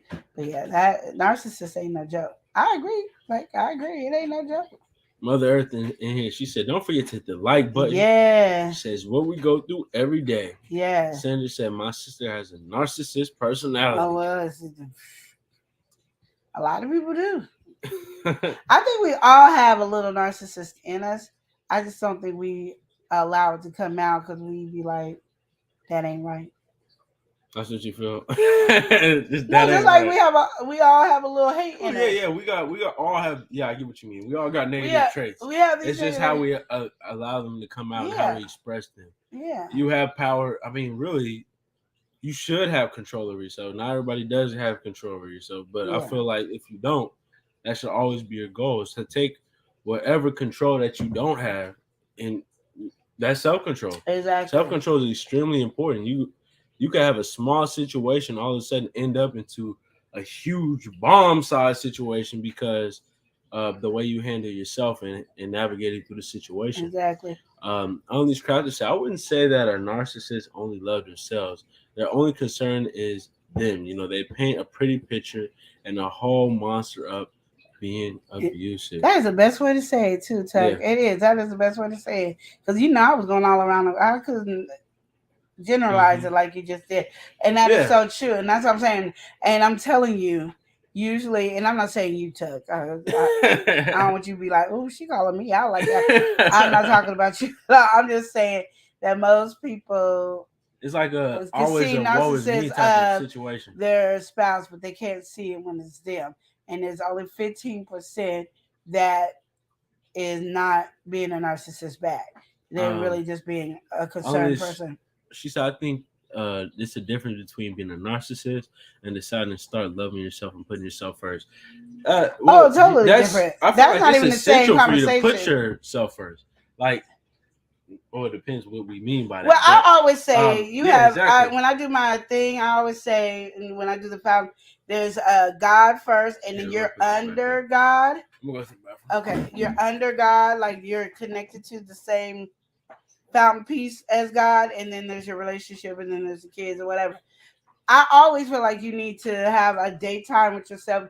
You need to put yourself first and fall in love with yourself. So that's why sometimes, like I told Chris, I'm going first. If you want to come, you can come, but I'm doing this. I'm getting depressed sitting at home, not doing something. I got to go out and enjoy myself. That was me putting myself first. I never was leaving him out. He could have joined me, but I got to do something. There's sometimes I remember when we were really financially, secure, Chris would just say, here's some money, go take yourself to the movies. I'll be at the movies. I give me some popcorn, some candy, and I'm sitting there having the best time of my life. Always taking care of myself. You should always take care of yourself, because the more you love yourself, the more you're going to give the love. Right? If you don't love yourself, you can't give anybody love. You can't give your kids the love, your spouse the love, your family love, because you're always wanting something back from them. So I'm 100% agreeing with you on loving yourself, and no, that is not narcissist of you loving yourself. To me, like you described earlier, what narcissist is exactly what it is. But you loving yourself has nothing to do with being narcissist. It's just I'm loving myself, and I think you could think clearly when you love yourself. So that's why I always have God right here, like this is God, and I'm right here. I'm the phone case wrapped around God. That'd be it. I'm the phone case. This God is the phone, and I am the phone case wrapped around him. That's comes first, and that's part of you loving yourself. You taking time for yourself. You taking time for God. That's your momental time, your alone time first. Then you go to my husband or my wife. Then it's your kids. Then it's if you want your family to be next to your job or your friends. However, everybody has their own individual path, the way they want to go. But that's the first 3 tiers is God. You connected under God. You having that tight relationship with God and loving yourself. And then the next tier is the husband or wife. So no, I'm not putting them to get together. And if I made it sound like that, I apologize, because I'm not trying to say that. Yes, love yourself. No, loving yourself is not being a narcissist. Loving yourself is taking care of yourself to be able to better love anybody that comes connected to you, anybody that comes around you. Because, y'all, this world is crazy. And it will knock you on your butt. And then you said, "Oh, I'm open about my narcissist. He lost the he, his oh, I can think you saying his loss. Yeah, that's what I'm saying. I mean, I think like I always say, I don't think everybody's a narcissist. I said there's 15% that might not be narcissist, but usually if you listen to people when they're talking about the person that they don't like, they sound like they sound and do almost exactly the same thing that they are complaining about the other person doing it. It's just because they don't like them that's what that is. I was trying to wait, but he's in the bathroom, so I'm gonna go ahead. Hold on. Welcome in, my Sparky. My president 2024 is in the building. Welcome, welcome in. Okay, the Unleashed said, I agree. Yes, put God first, then you, then everyone else. Exactly. And that makes the world come back around so much better. So say that, sis. Yes. But yeah, I just laugh. Like, especially when I'm kicking it with some of my people and they going through with their relationships. And I just laugh because I'm like, I see everything you're doing. I can see what you're doing.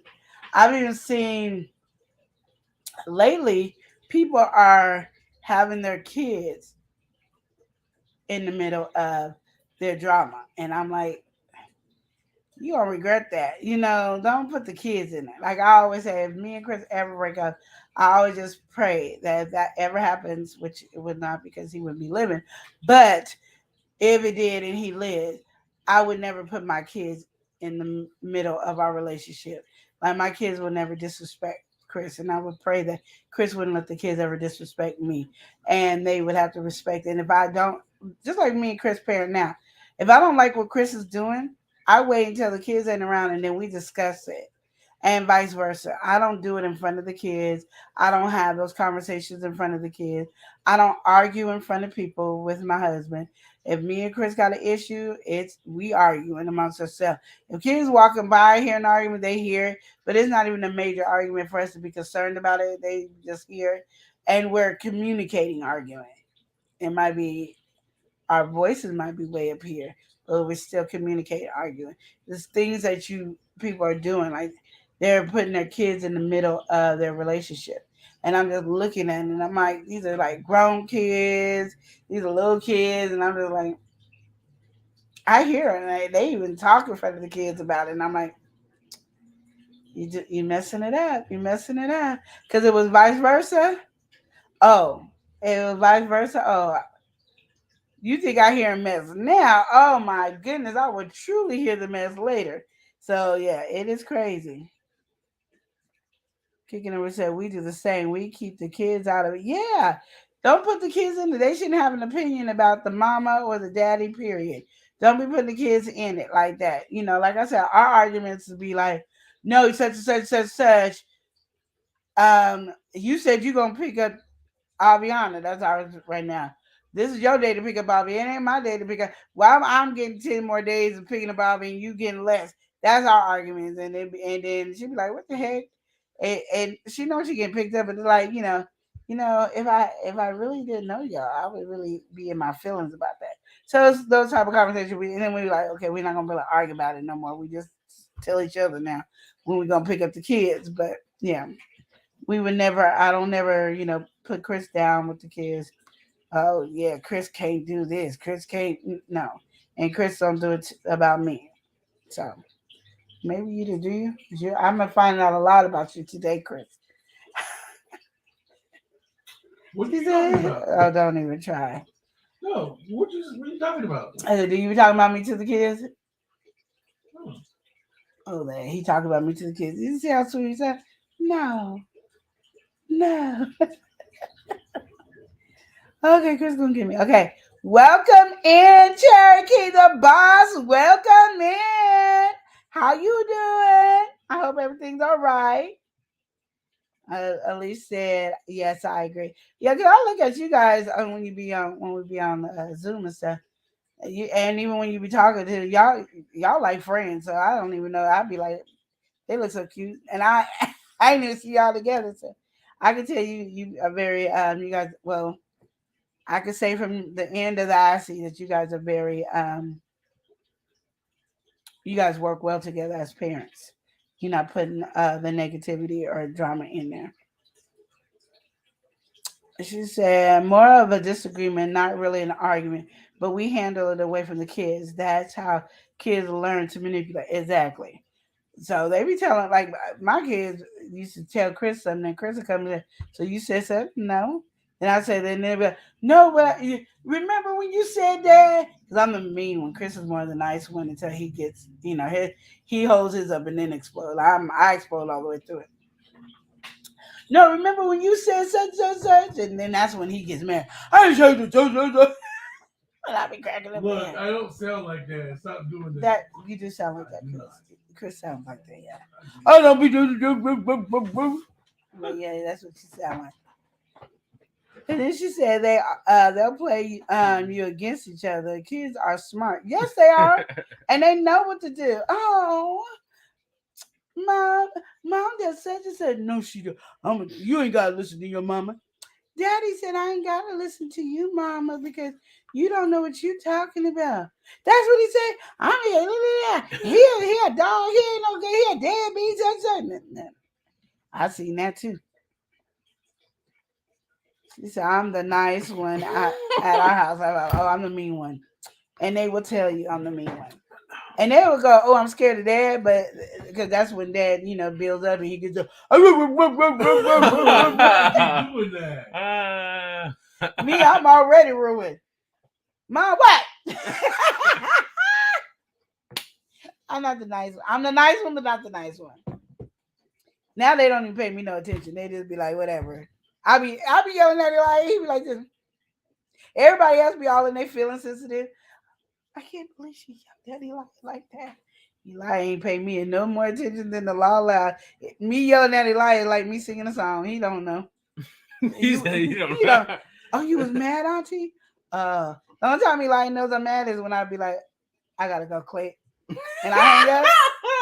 I gotta go quick. Because I'm like really 5 seconds about to go to his house and beat the mess out of Eli. I have to put myself on timeout because I'm going to child abuse Eli.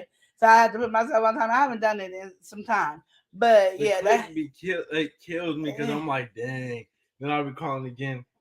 She don't always answer. I'm like, wow. Yeah. And I always answer Eli's phone call. So if I ain't answer because I'm mad.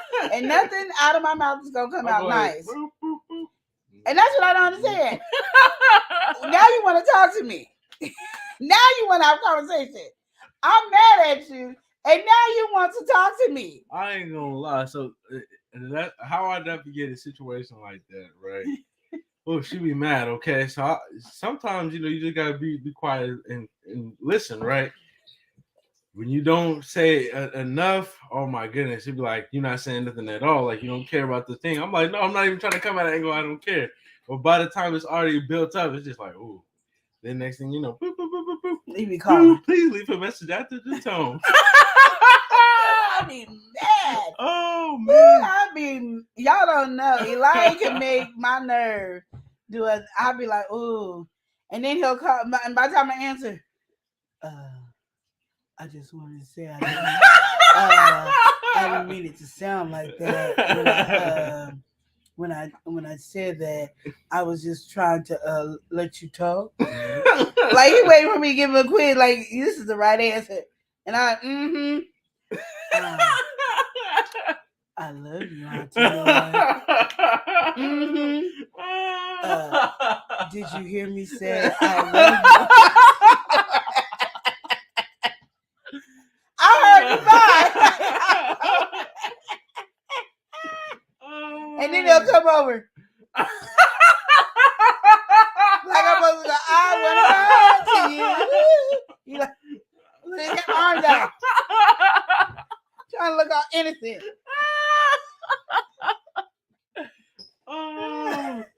And there, I think that's when that favorite everything started.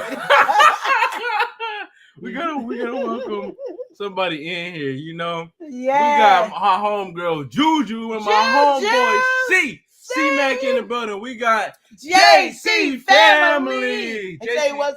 Hey, we got JC family. Say what. Hey. They said hello, love and live. Yeah. And they said hello to everybody in the chat. Okay. These characters said, "Oh yes, the kids try with us. I control the internet, so I shut things down quickly. Shut it down. That's what I'm talking about, Unleash. Yes." She said they got him wrapped around. They got him wrapped around their finger until I give them that look. Then they know I mean business. Then he be like, "Do what your mama said." Everybody scared in. Everybody go, "Oh shoot!" Even him like this. Oh snap! Yeah, not to do what your mama said. Woo-wee. Sandra said, "But you so right, Sisters and Strawberry, about keeping the argument away from the kids. Definitely don't involve them in the facts." Yes. Hey, JC, say, hey, fans, say what, hey. Yeah. I just realized people put their kids in it, and they kids are listening, like they soaking it up like a sponge. Exactly. And they are taking it and they are using it, and I hear all kinds of stuff. And I remember that one time I was giving that advice. I'm not gonna mention nobody's name, but I was giving that one advice. Were you there when I gave that advice? I'm not sure. Oh, well, one time I too much phone calls. I was giving advice, and I was like, you putting the kids in it, and that's where the problem is going to lie. And I'm like, that the dad won't even put the kids in it with you. Like, the dad makes sure the kids respect you, but you are not making sure the kids respect the dad. And you've done some dirt too. And you done some dirt too, and you gonna sit up here and allow it. So now your kids are mad at him, and you ain't stopping it. You wrong. Yeah. Because it would have never happened, and it wouldn't have got this far if it was that other person, and you would have been mad if he just allowed it to happen. And then, of course, because you only see yourself, your side, because you don't like the other person, here comes the narcissist. No, because you don't know what had happened. The real story of what happened was it went such like this, and I went, oh man. Yep. You can say whatever you want to say. At the end of the day, you're wrong. I'm not gonna argue about you being right or wrong. You wrong. That's it. If people have a problem though, I mean, I think sometimes we gotta let something like that sit in for a bit. Then they be like, "Oh dang, she might actually be right." I'm just saying. Oh dang, what he said actually does make sense. You gotta let it just sit for a bit. You do sometimes. Because some people be getting caught up in the moment, and they're like, "Oh, what was me?" Because they want you to be on their side, exactly. And I'd be like, I mean, I feel like you already lost the fight if you're trying to get somebody on your side. That's a good one. You already lost the fight. Get somebody on your side. All these characters said, and the kids learn that behavior, and they be acting like that. Exactly. Yep. Like the parents at all ages. And I feel like a lot of people don't understand that. You see that happening with your kids. Like, let's say you have a 1-year-old, a 1-year-old, you having baby mama drama within the relationship. She's saying this about the baby mama, say you might be cheating, all this, right? They soak up all that. Here they are at 10 years old. They running their mouth here at school like, dang, what in the world? What? Oh, you got a mouth like that? Mm-hmm. Oh, dang. You saying all that, you bringing in that. Oh, you just like, we don't even want to get into it, but you see your kids saying the same stuff you saying, and then you sit here like, you shocked. Oh my goodness. Where they learning that exactly. from? And they got the nerves to blame the other person in the relationship. Exactly, but don't see it the way that you're moving, the way that you're acting. Mm-hmm. And I mean, I feel like I'm no parent, so I don't really got no leeway to say it, but I do feel like if you are gonna say something and have your kids around, have your kids present, and not handle it between one-on-one the way it should be handled, you really can't get mad at what happens after. I mean, if your kid is spewing all that foolishness, or they saying something, or you see them in life redoing the same stuff that you was doing, you got to look at yourself and like, oh, that you just got to take one for the team. That was my mistake. I mean, it is what it is. Or you got to also look at it this way too. You can see the kid being disrespectful to the spouse, or having all these negative things about saying it to your baby daddy, your baby mama, your spouse, whatever it is. Yeah. But understand, when you by yourself, them kids now gonna turn it on you. So everything that they was treating the other person, they gonna now treat you, because they don't have the other person to treat that way. And you can't use the other person as an excuse, because now they're looking at you and they gonna put it on you. and then you're gonna be like, what did I create? And you ain't gonna say what did I create. You're gonna be like, see what he did and see what she did, and then be like, no, that was you. That was you. Because they, regardless, you're gonna get blamed, because then they're gonna be like, when they realize and they get old enough, you the one kept me from my mama, you the one kept me from my dad, you made me not like my mama or my daddy, you did this to me, and then you be just then it's like, oh, reparations. Unleashed Craft say yes, yes or worse. A 17-year-old girl got abused by her boyfriend in school. He abused her so bad he broke her neck in school during class. Ooh, man. Ooh. That sounds just crazy. But those situations can build up from now. I mean, like literally, and she probably gonna stay with him because you know what, mama stayed with her abuser. Everything does come from the home. Like really, those early ages are really the most important because you're really just a sponge to everything. You're sucking up everything. So good and bad. So I feel like as a parent, you gotta try to leave the best example for your kids. You are human. You're gonna make mistakes. You're gonna do things, and you're still learning yourself as a human. Mm-hmm. But I mean, if you know something is wrong or anything like that, and really just not knowing if it's wrong or right, just reflect and think, what if my kid was doing this? Exactly. What you gonna say then? It's like, if I don't want my kid to act this way, I shouldn't act this way. And kids is a random variable. You might be acting prim and proper and the perfect parent, and your kid might spiral out of control. That's out of your hands. But at least you could say you left that good example. And they know later in life, hey, I've been fooling out, acting up, but sure, I got to settle down and use that example my parents gave me. Yeah. But that's all when it comes to that. That is. But during class, that just sounds wild to me. How you got the nerve to do it during class, not in the hallway where everybody? And that just tells you what was the teacher doing. Yeah, that's what I'm for saying. you to be able to do that. Yeah, to break her neck. I guess it could be a fast thing. Like no, he wasn't like coming. I know there was an argument. Yeah, he didn't just come over there. I'm breaking neck, and there was an argument, and you just sat there. No. Mm-hmm. Yeah, that's crazy. I couldn't be a teacher. 911 be called every 5 seconds. I would never call the security there. I would never do. I would be calling 911. That's a relationship itself. Teachers. I feel like teachers is so much, and they got so much. They don't care anymore. Well, I'm gonna say the ones in Portland, they don't. But they don't care because the parents don't care. It's hard to care because usually, all right, but I can't speak on no back in the day, but like everybody kind of work kind of together. Like even when I was, growing up, the parents and stuff were more involved with the kids. I feel like a lot of parents is less involved with the kids. They're probably less involved because they're working and stuff. Yeah. But I think a lot of the issues is when it comes to school is parents listen to what their kids say and they don't train the kids to be manipulators. And so the kids are manipulating the parents instead of trying to investigate. They go up there, take the kids' side, cuts out the school teacher. Then they don't care about your kids. Your kid ain't getting education now. Oh, snap. Unleashed Craft giving us an update. She said, yes, the teacher just sat there and the girl was passed out in the bathroom and the school didn't even call the police or the ambulance. See what I mean? That's crazy. That's what I'm talking about. That's more than a lawsuit right there. Oh, my goodness. That's crazy. I'm telling you, I already told them. I let everybody know I will call 911. If I walk in the school and I see something, I'm calling 911. They already know. They just like, oh, look. They're Lenore, she gonna call 911. And per Eli and Aviana, my mouth doesn't know how to be calm or nice. So they already know. I'm gonna say this, all right. You said calm or nice, okay? These are key words. Calm or nice, okay?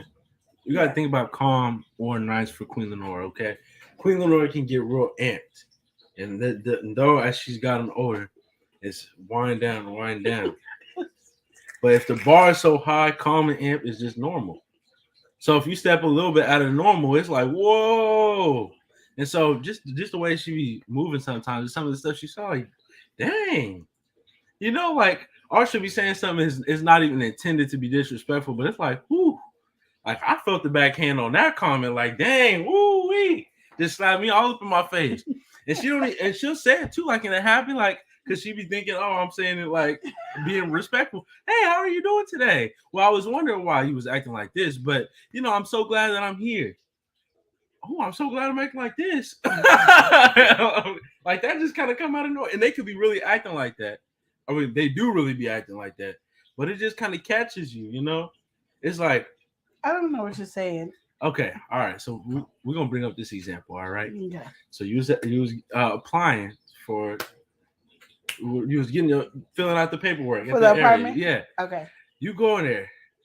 I know you guys have been so busy that you guys can't pick up the phone, but here I am. I just wanted to come in person. These people are working and oh yes. And then she come in the room. I know you guys are so busy that you can't answer the phone. I'm like, dang.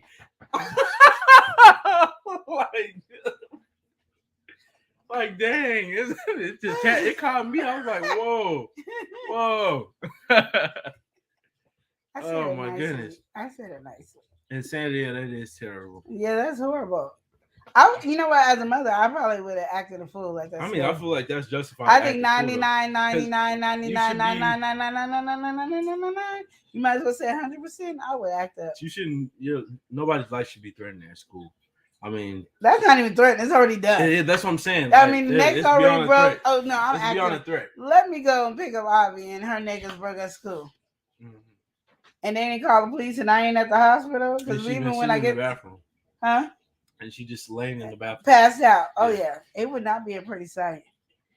Ooh, I wish. Mm-hmm. That's all I can say in a nice way. I wish. Oh man, Brooke said I'm going to jail. Amen. I was trying to be nice, I don't even know if I'll make it in jail because they would have to probably just kill me because I'm going down. With the fight, not without a fight. With the going fight. down. Yeah, only Scratcher said, as a mother, I would be in jail right now, most likely doing life. Mm-hmm. Dad gave me exactly. Let me just tell you. And Rook said proudly going to jail with that. Well, because I mean, you have to really think. Her hair can't even move without me having a problem at school. Like, why your hair on this side? When you came, your hair was on this side. How did your hair get on this side? What happened? Oh man! And see, if the answer ain't right now, I'm in the school. Mm-hmm. And they ain't expecting that. And the way my daughter talks about me, I don't think they don't want me to come to school. They already said they're scared of me, and I ain't even did nothing. Rudy said, "Mama and Papa Bear don't play about cut." Mm-hmm. I think why they know you don't play is because the first time you even got enrolled and did everything, you was making sure they wasn't doing what the other schools do. So I think they got the message. See, you have to let them know that they need to know who you are. The message is, don't play with my mind. Okay, you know what I mean? Like, because I told them, because I put my daughter into, because when she was unschooled, not homeschooled, she was unschooled. So I put her in, so taking her from unschooled so she can go to high school, have a little high school. But then I was like, I need her to graduate early. Because I already did a lot of the work. So really, she's just building up credit. Let's get it done fast. Can she graduate? They say yes. Now I get there. They tell me, well, we don't like. No, I don't care what you don't like now. I don't talk to you before I put her into the school. I fought to get her into the school. You're not going to tell me what you don't like now. Those are conversations that should have been had before my daughter entered into the school. Because what people don't understand, the school gets paid so much amount of money per child that comes in there. So my child is worth so much money in the school. So the other school didn't want to lose the money for this school. Mm-hmm. This school is trying to gravitate the money, and they want to keep her for a year. And I'm like, she better graduate. Like this year, she graduating. Like in June, we buying cap and gown. She graduating. I don't care about anything else you're trying to say. My child is graduating this year. Or they gonna see that rap. They don't want to see her. They don't want to see the other little rap. They don't. Oh, not the 501. You said the 501. 501. I think it's crazier than the 491. Oh man. I just, cause people try to play you, and like I said, I know the game that you get paid for my child, and that's what it is. It's not really any concern for my child. It's a concern that you want her money, and I don't know how they run it in other states, but I'm just saying in Oregon that's how they run it, and I just don't have it. I don't have the patience for that. But I try to stay nice and calm until you push me to that next level. Ooh, not the next level. We don't want to go to the next level. We gotta welcome in the next person that's in like here. I'm just extra bad. We've got Prince Daniel. Daniel. Welcome in, Prince Daniel. You did not roll out the carpet for you. Oh my goodness, I forgot to roll. You know what? There you go. Let me get the carpet out for you. All right, there we go. There we go, Prince Daniel. Yeah. Welcome in, Prince Daniel. Yes, welcome in. We hope you're having a good day so far. But yeah, I'm not even trying to make it like that. I'm just saying you do have some stuff that be coming through, and it's like, woo, not that you're an evil person. Intent is what matters over everything, Unleashed Crafter says, yeah, okay, Rooks. They have to deal with me, Papa Bear, and I'm the creative one. He's the crazy one. That's a very dangerous cocktail. It is. Yeah, oh man. I can imagine. I just don't. That whole situation doesn't sound good at all. And I think I need to go to just to make some standard points there. Like I will go up to the school and let the kids know I'll fight y'all too. Oh, dang, you fighting the kids too. Over mine, I'll fight the kids. I don't care. Don't touch mine. You got a problem with mine, you need to call me. Let me know. I'll be honest with you. Am I allowed to? How should I move further with this situation? Just don't touch her. Just leave her alone and I'll deal with it. Don't touch her. Oh, man. You heard mine. We got problems. Prince Daniel, and you said, how was your birthday, Queen Lenore? It was so much fun. I'm still doing stuff all the time, and I'm having so much fun, and I can't wait till Friday. I uninvited Elia, and I uninvited my daughter, even though she's the one that's up next. Guess what? I'm going. Woo! Party time this Friday. Woo! Crash the party. All right. You're not going. You were saying, right? He's not going to my party. Woo! We're going to crash the party. The party don't start until I walk in. So. Anybody can get it. That's all I'm trying to say. We can lay hands on all of y'all. Yeah. And I will pray while I'm laying hands on you. God already knows. I will take you to the king. Oh my goodness. Okay. I was just going to say, okay, kids, parents, pets, whoever. Oh, man. Whatever. I don't even, and I purposely, and I smile a lot. I purposely, when I go to that school, don't smile. I purposely don't smile. So when the kids come out, I be looking the kids in their face. Oh, man. And I don't look rude. I'm just looking at them like, cause they be thinking they scare people. I'm like, I'm the crazy one. You the normal one. Okay. Oh, 10 said, period. That's it. That's just it. Don't touch it. She wouldn't even, because I didn't even want I didn't even want her to go to school, but when we were doing unschooling, she was getting on my nerves. And I didn't think she was going to graduate from me, so she was getting on my nerves. So that unschooling thing, I had to let her go. If you touch mine, I'll let you go. Ooh. President said that fish work. You'd be amazed. Oh, man. I'm telling you. Not the fish work. And I wish a dude would hit my daughter. Like, that's my thing. I'll hit her for you. You ain't got to hit her for you. No, because I really, even though she's my daughter, I have 2 boys too. So I don't like a girl hitting a guy. I really have issues with girls hitting guys. It's one of my pet peeves. So I will get her. Mm-hmm. But You said, I will get her. Not I will get her. She knows it. Oh, man. And here she come. I'm crazy. Like, we ain't doing that. We ain't doing it. See, some of these parents, they be just letting their kids get away with anything. And Mom, so-and-so did such and such. I'm an investigator. I like to see things and know what happened. Why so-and-so? Before I hurt you. Is it really justified for so-and-so to act? Yeah, because I'll tell them. I'll tell the teacher, too. Before I hurt you, I just need to know what happened. I was trying to say, if my kids were to go back to school, I would have to work there. Girl, When I'm telling you, I was my kids was in elementary school. I promise you, I was up at that school all the time. And let me tell you, one, because my child was bad. That was the one reason I was up at the school all the time. But it was so bad. Like when I called, they didn't have to say, welcome to Russell. They were like, "Hi, Lenora." Oh yeah, we was like, I'll be there in a few. They didn't say the school. They didn't have to say. They knew. Hey, this is Lenora's number. I got this one. 10 said, I'll really tell a boy to remember what you do to her. Her dad and I will do it to you, but worse. Exactly. Only Karen said, okay, 10. Yeah. 10, she in the military stuff, so yeah. We might not find you. Your parents will be looking for you. Okay, touch mine, and we will be searching for you. And I will even help look for you. Okay, I want the parents that can put you somewhere and help your parents look for you. Okay. You can have it either way you want. Yeah. They said he's out in the woods. Let's go to the get woods. my shovel. I'm ready to dig it at you. We will look together. You will never find your child, but I will help you look. We will have a search party going for you, okay? Oh my Don't try us. They said, right, Queen? Yeah. You don't want to be hit with that military experience, okay? Exactly. Oops. Okay. You don't want to mess around with the wrong one, because not only is she educated, but she's natural. She'll show you and some natural ways that you will not be found, okay? Life and death is both natural. I will see you on that day. Life will end for you. Oh, man. We just be like, we all run our course. Okay? Everybody. Oh, man. Like that military taught me some things.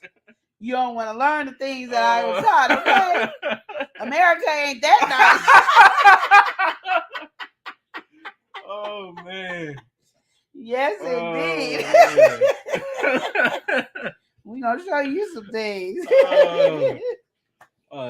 These scratchers, she said, okay, knock on your door talking about, have you seen Lil Ray Ray? You be like, Lil Ray Ray, who? Baby, you know Lil Ray Ray? Who Ray Ray? You need help finding Ray Ray? You want me to print some posters for you? Man. I got the cricket. I got you. I got all these 10. I'm even designing for you. 10 printers here. I will help design. I'm a designer. I'll make it up on Photoshop. We're going to print them out and print them out. And I'll tell you, we'll help you. So we're going to put on some shirts and everything. We're going to get a tumbler. Ray. We got the missing Ray Ray missing tumbler. The Ray Ray, the bush you make with the money in it. Hey, Ray Ray funeral fund. Oh man. Poor little Ray Ray. Oh goodness. Yeah, we say poor Ray. Poor Ray Ray. Little Ray Ray just oh missed it. Man. But we got flyers and cups and coasters, keychains, buttons, hats. She said, "Facts, everybody, you wear fine little Ray Ray buttons." Oh man. And you can't find them. You're like, ooh. I wonder what happened to little Ray Ray. Mess with the wrong family. Oh, she put him in the creek. Yeah, she did. Can you ask your daughter has she seen? No, my daughter ain't seen Ray Ray. Oh man. I told my daughter she couldn't play with Ray Ray no more. Man, that's too much. But they was dating, not no more. Oh man. I told her to break up with Ray Ray. Hold on. Baby, are you no mom, you told me to break up with Ray Ray. See? Ray Ray gone, but you need us to find it. That's how it go. Oh man.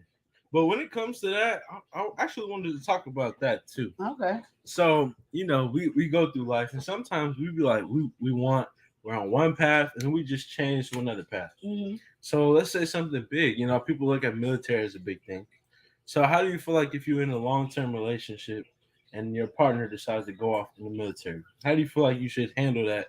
Do you feel like that's unjust, that's kind of wrong for them to do to you, put you in that situation? Like, how do you feel about that? Like a lifestyle. It's so weird to me because I would think about older. Older, like younger. I don't know. You're 18 if you want to go. Even older, like they still qualifying. I didn't know, when do they start qualifying people? I don't even we know. Don't but I know old farts up there trying to be. I know you can still be up there a little bit in age and still I mean, there's people that go for a while. You just I play know a they go different for a role. while, but they usually start from anywhere from 18 to I thought But start you at play 26. different role. You play different role. Well, But let's say it don't even matter the age. You know, you what could. matters to me because I need to know. Let's say you married. Let's say you at least got my old husband. He a grandpa. He ain't going in no military. Okay, let's say. Well, that's different. Look, Yeah. yeah. Oh man. Woo, Lenore's coming up missing y'all. Maybe he was in the military. No, he started talking to educated natural. You can't talk to educated natural no more. You gotta leave her alone. We're gonna welcome this next person in here. We've got.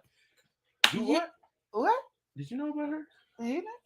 Did you know? I Did feel you like know? I don't know if I knew. Did I know? But I feel like we knew that And you knew is in the here. building. You knew. Welcome in. She said, "Hello, Love and Live show." Hello. I'm sorry, but I had a long night last night.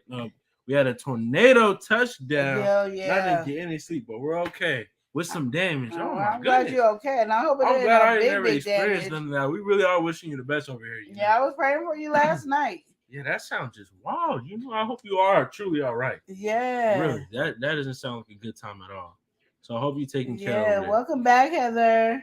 Heather back in the building. It's the Love and Live show, or the Love and Live show. All right, yeah, I'm hoping you're doing all right. She said, "Oops, I didn't get any sleep, so good night. You take care. Good night, sweetie. All right, get you some rest. Yes, get you some rest. Yeah, she said she's glad that you're okay over on the roots. Yes. Okay. Yeah, Prince, he said he wishing you the best as well. Exactly, yep. 10 said stay safe. Yeah, absolutely. Exactly. Yeah, how do you feel about that? You're going through like a big change, and you could say that, but like think about like early life, you know, like I would just think 30s or something like that, and then all of a sudden this is like a 180. Like you've been married for a minute. You married maybe your early mid-20s, and now you're 30 years old and ready to go off. I'd be thinking he's trying to run away from me. Okay, that's what you would think. I'd be like, yeah. Like you had all the time to go to the military. Now we married. And now you want to go. And then I got to have a military life. Oh, I guess you're not running off because if we're married, I have to travel. Well, I don't know if I want to travel like that. Okay. I don't know if I don't know. I can't tell you. And it doesn't even have to be the military. It's just something big that's life-altering that you're bringing into. It just depends on what I'm doing. Okay, it depends. So it depends, like maybe you just now got a new job and now you're making the best money you ever made, and now your husband's coming up with this situation. You're like, what are your intentions? You know what's going on here. We gotta welcome somebody in here though. Yes. We got Tay Weezy. He said the champ is in here. Shalom, everybody. Let's get this. Oh, let's go Steelers. Cry Eagles. Cry bump. Cry bump them Seahawks and Cowgirls. I said it and I ain't taking it back. Oh, okay, Tay Weezy. You know what? I'm taking these braids down. That's it. He said the champ these braids is here. Are coming down. We battling. What's up? You don't come for the Seahawks. I don't care what you do with the Cowgirls. You don't come for the Seahawks, okay? We ain't doing that. Oh my goodness. Tay Weezy, what you just start over here? I will smack your wig off, Tay Weezy. Don't come for me. You don't know me like that, Tay Weezy. Don't talk about we were too busy flying above everybody that we forgot we needed to land to play football. Snap. That's all. We were flying above all them haters and we forgot to land to play football. Sometimes you have those issues. Yeah. Let's talk about the Cowboys and the Seahawks. But the Steelers didn't even make the playoffs. What is he talking about? Oh, he getting at you. He said the Seahawks didn't even make the playoffs. No, the Seahawks, no. Steelers. Oh, he said the Steelers didn't make the game.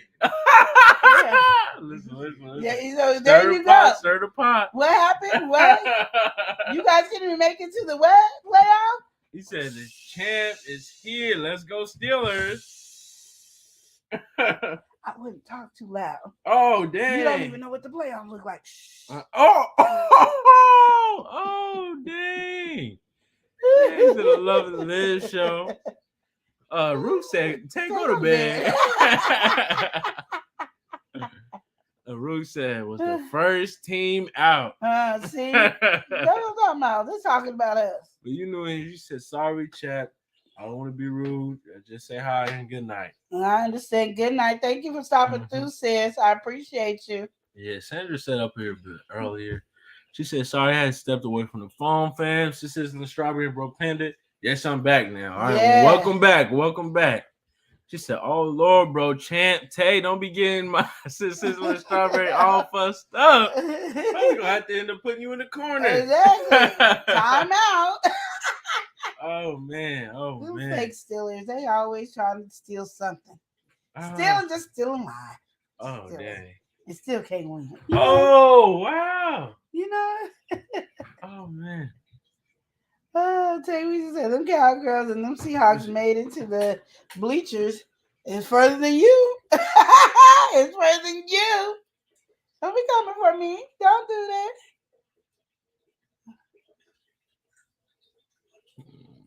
I don't know. What y'all looking at? You know, Okay, they looking at the something. trails. The Columbia Oh, what it Trail. say? Y'all see y'all over here.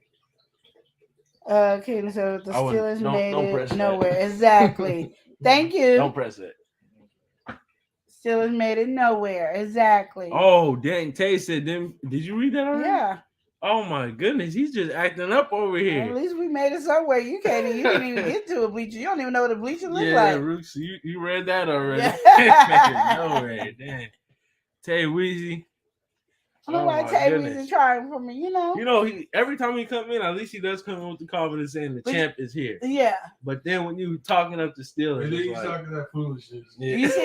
But you see, he didn't go against the Educated Natural. He coming against us. Nah, he didn't he go against the Educated Natural? Not in here, no. If he said cry, he goes cry. Yeah, Oh, yeah, he came at everybody. Oh. He shot nothing but shots over Oh, here. you just shooting. All right, he said All them blanks. he said the champ is here. Everybody, let's go Steelers. Oh, he did say Cry Eagles. Cry bump them Seahawks. All right, and the Cowgirls. He said it and he ain't taking it back. Oh, Tay. Tay, he making statements. Tay, you don't He even said know. it and he's not Tay, taking you don't it even back. know. Okay. You have no clue, Tay. He said we done made it to the big league. Go Steelers! You ain't made it to no league. Go no Steelers. Root No. said delusional. Yeah, I don't know what he on them drugs. We gotta pray for him. Oh man.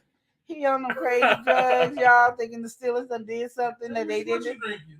I know. You losing to? Oh man. I know he didn't cover my Steelers. I mean, his Steelers.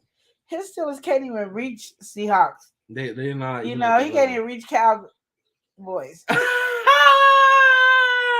Yeah, watch my words here. Oh my goodness. Root said, "Where's the mod? Time him out." Oh man, that's too much.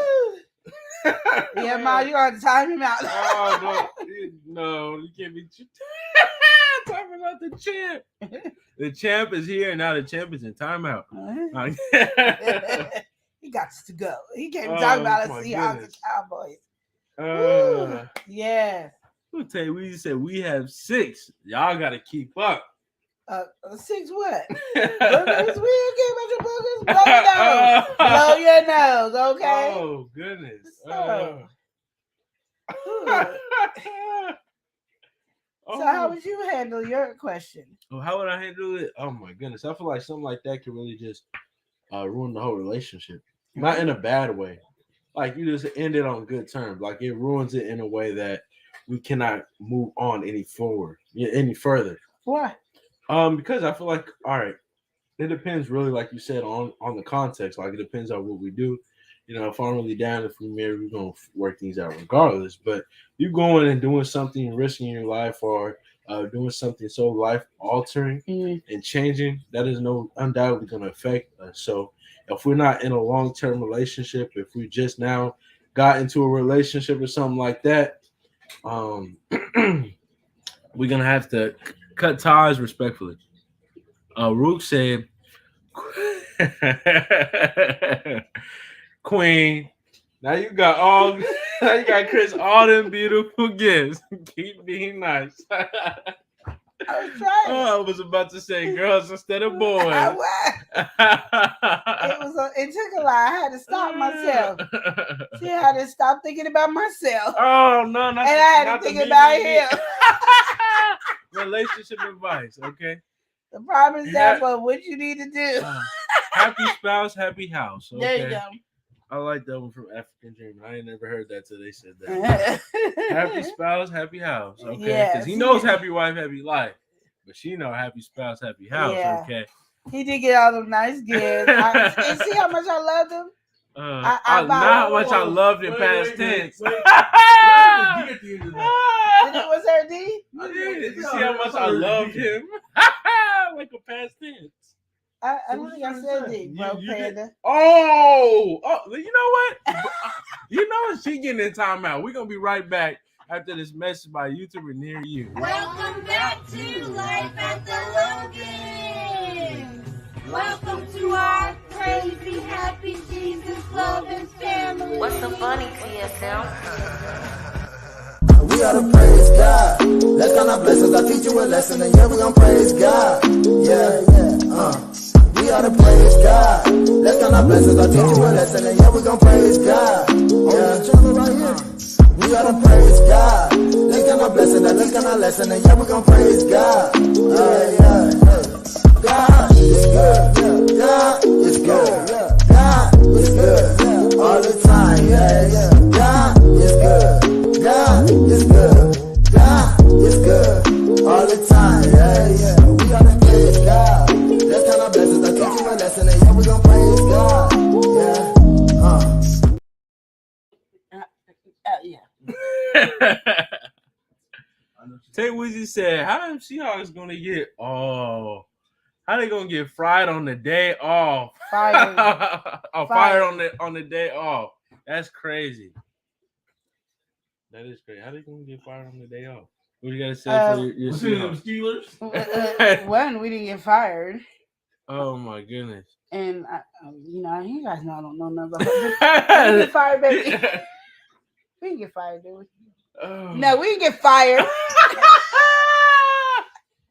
What are you talking about? We didn't get no fired. Oh man. Seahawks are still here. Steelers, you so busy trying to steal a ring and you can't get it, okay? Oh my goodness. Shoot. Okay, I'm going. Okay. Just gonna let me look stupid and leave.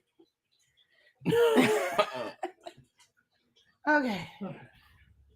So yeah, do you have any other relationship advice you want to give today?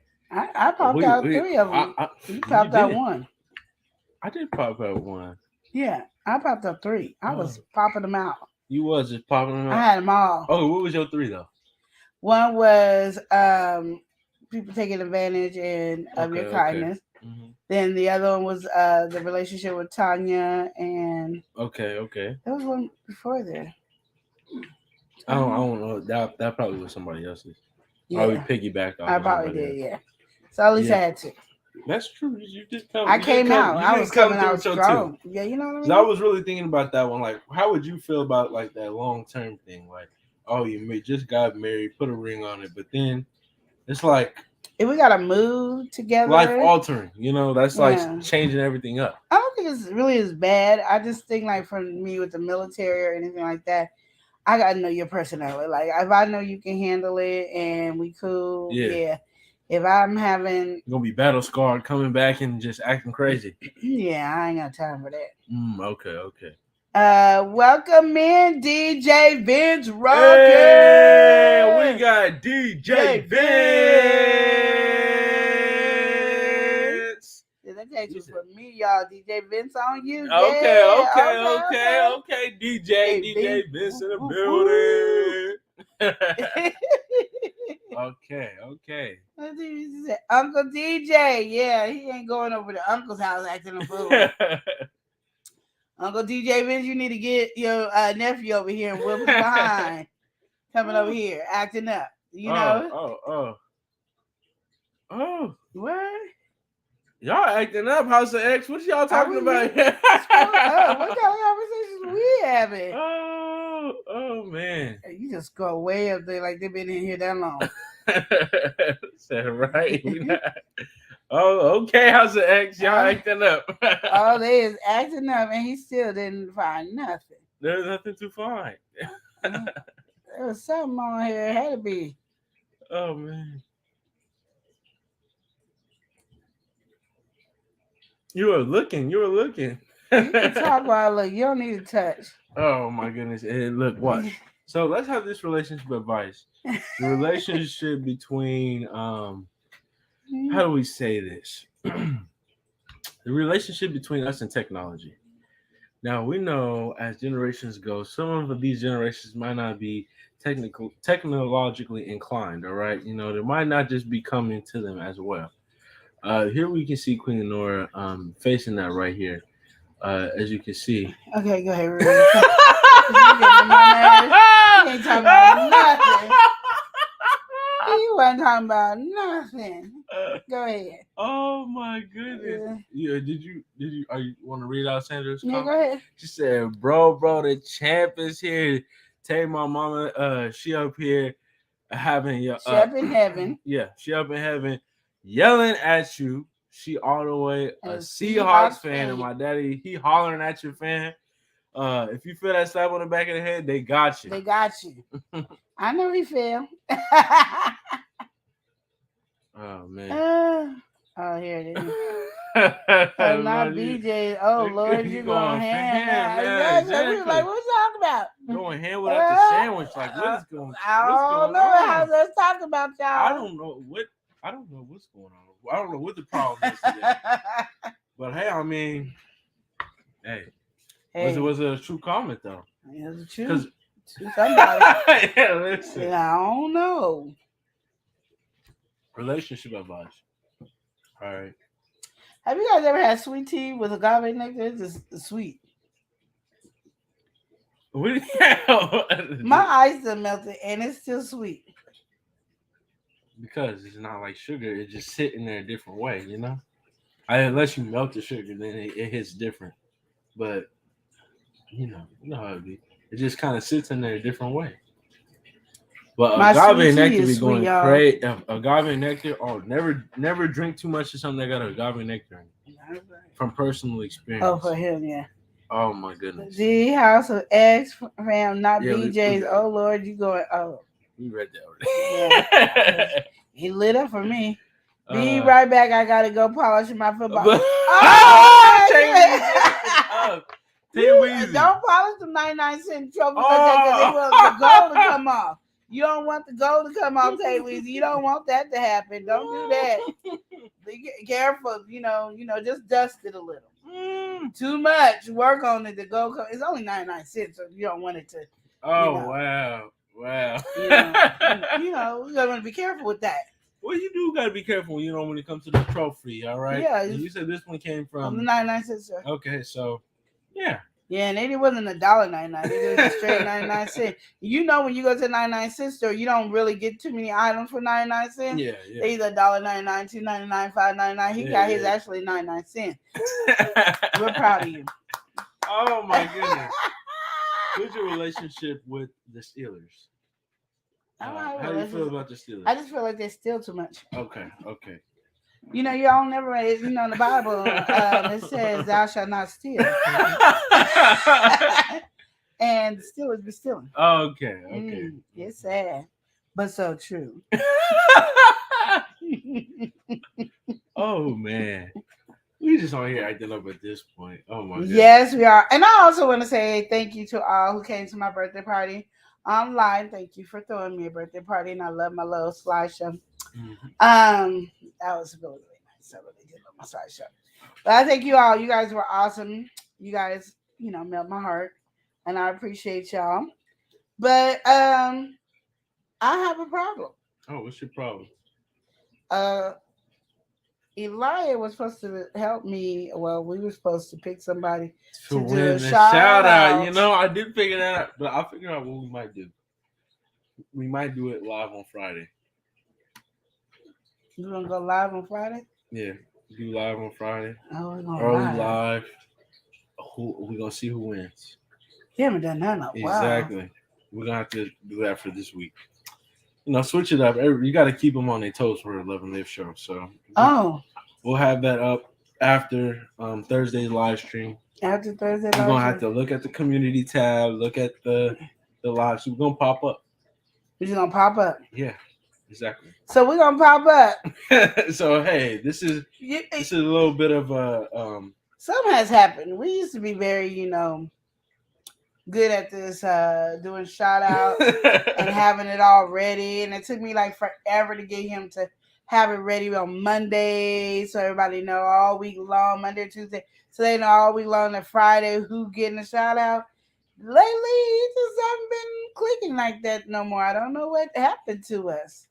Hey, I don't know what happened. I think it's Eli. Too much to do. Excuses. Okay, we got praying couple cooking series. Nowadays, we gotta praise God. They done switched it up. Yeah, exactly. And I didn't even get the memo. Like, normally get a note saying, Love and Live show. Are you cool with us? And I didn't get my memo on were we okay with it. Did you see it before me and say yes? And I didn't even see that at all. Well, we're gonna have to have a conversation with y'all over there, Miss Bling, and DJ Vince. We're gonna have some problems because I didn't get my memo to understand that you are to agree that you guys can switch the song. I'm just saying. I was looking and I've been. Hold on, let me check to see you guys. It didn't even show complaint. Like I'm looking and it didn't. I don't know what's going on. We're gonna have to work on this relationship. This is part of our relationship advice when family does not let you know that they're switching things up and give you the heads up and ask for approval.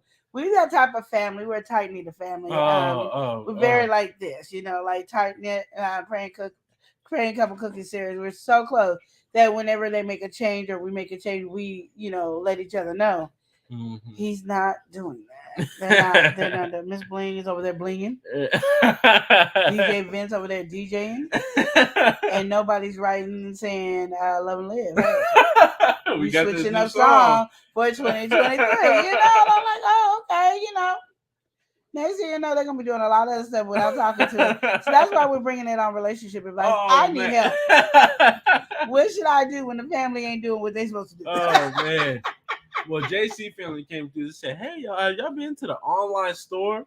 If not, go to Love and Live shop. There it is. There's the URL. Get you some hot sauce, some tea, some bomb.com seasoning. Absolutely. We're going to start cooking and doing recipes with our stuff. We just trying to finish all our books. Yeah, I don't even think this is the kitchen you would want to do all that. I'm trying to move. Kind of getting ready for the other kitchen. Yeah, I just said when it was coming up. I just said I'm good. Yeah. This tiny kitchen, they can't even film right. Oh, man. Ooh, I was like, yeah, it can't even film right. So, yeah. So, if y'all haven't, again, y'all need to check out Praying Cooking Couple. I don't know why. Praying Couple Cooking Series. But I always say Praying Cooking Couple. Always. I don't know what that is. Well, they are a Praying Cooking Couple. They are. But then what I love is, when we were talking about feeding the homeless, and I was telling y'all the prime and good example of the people who do good on feeding the homeless was Praying Couple Cooking Series. They be cooking for sure. They cooking. They ain't giving no bologna I love that series of food right there. Hot dogs. They ain't no peanut butter and jelly. They are cooking. They getting some food. If they give you the hot dog, it probably be the best hot dog you ever had. Yeah, you probably getting a New York style hot dog, Chicago style hot dog. You getting but they really giving you hot foods, and I know those people are appreciating it because they're getting hot food. So those are things to keep in mind. Like if you want to give, you can't give 100 plates like you can if you were doing a peanut butter jelly sandwich. Mm-hmm. But understand they got food stamps. They getting their own peanut butter jelly. They got it in their tent. If you want something, they can offer it to you. But give them some hot food, and they always give hot food. They give out clothes, toiletries, stuff like that. Check out their channel because they're really a giving channel. And I really love supporting giving channels because they're giving out of their pocket, and there are people that are donating stuff, but the majority of it comes out of their pocket. And they just do it because they love people. Exactly. And they love people and they love God. And it's not fake love. We talked about fake love today. It's not fake love. It's real love, Now we're going to Mary J. Blige on my real love. And you don't have to search for the real love because they're giving you the real love. Mm-hmm. You know what I mean? They're really busy. They're really out there. You know, they do what they need to do, and they get it done. And I appreciate DJ Vince and Miss Bling, Prank Couple Cooking Series. Yes, they be doing what they need to do. They do. They do. JC said, "Tell the family they need faith and they need to get it together now." She said, "Meow." Okay. We said, "Okay, the champ is back to trophy shining." So good. You can see it in your face. And when Seahawks, when they lost their title, Seahawks got repossessed.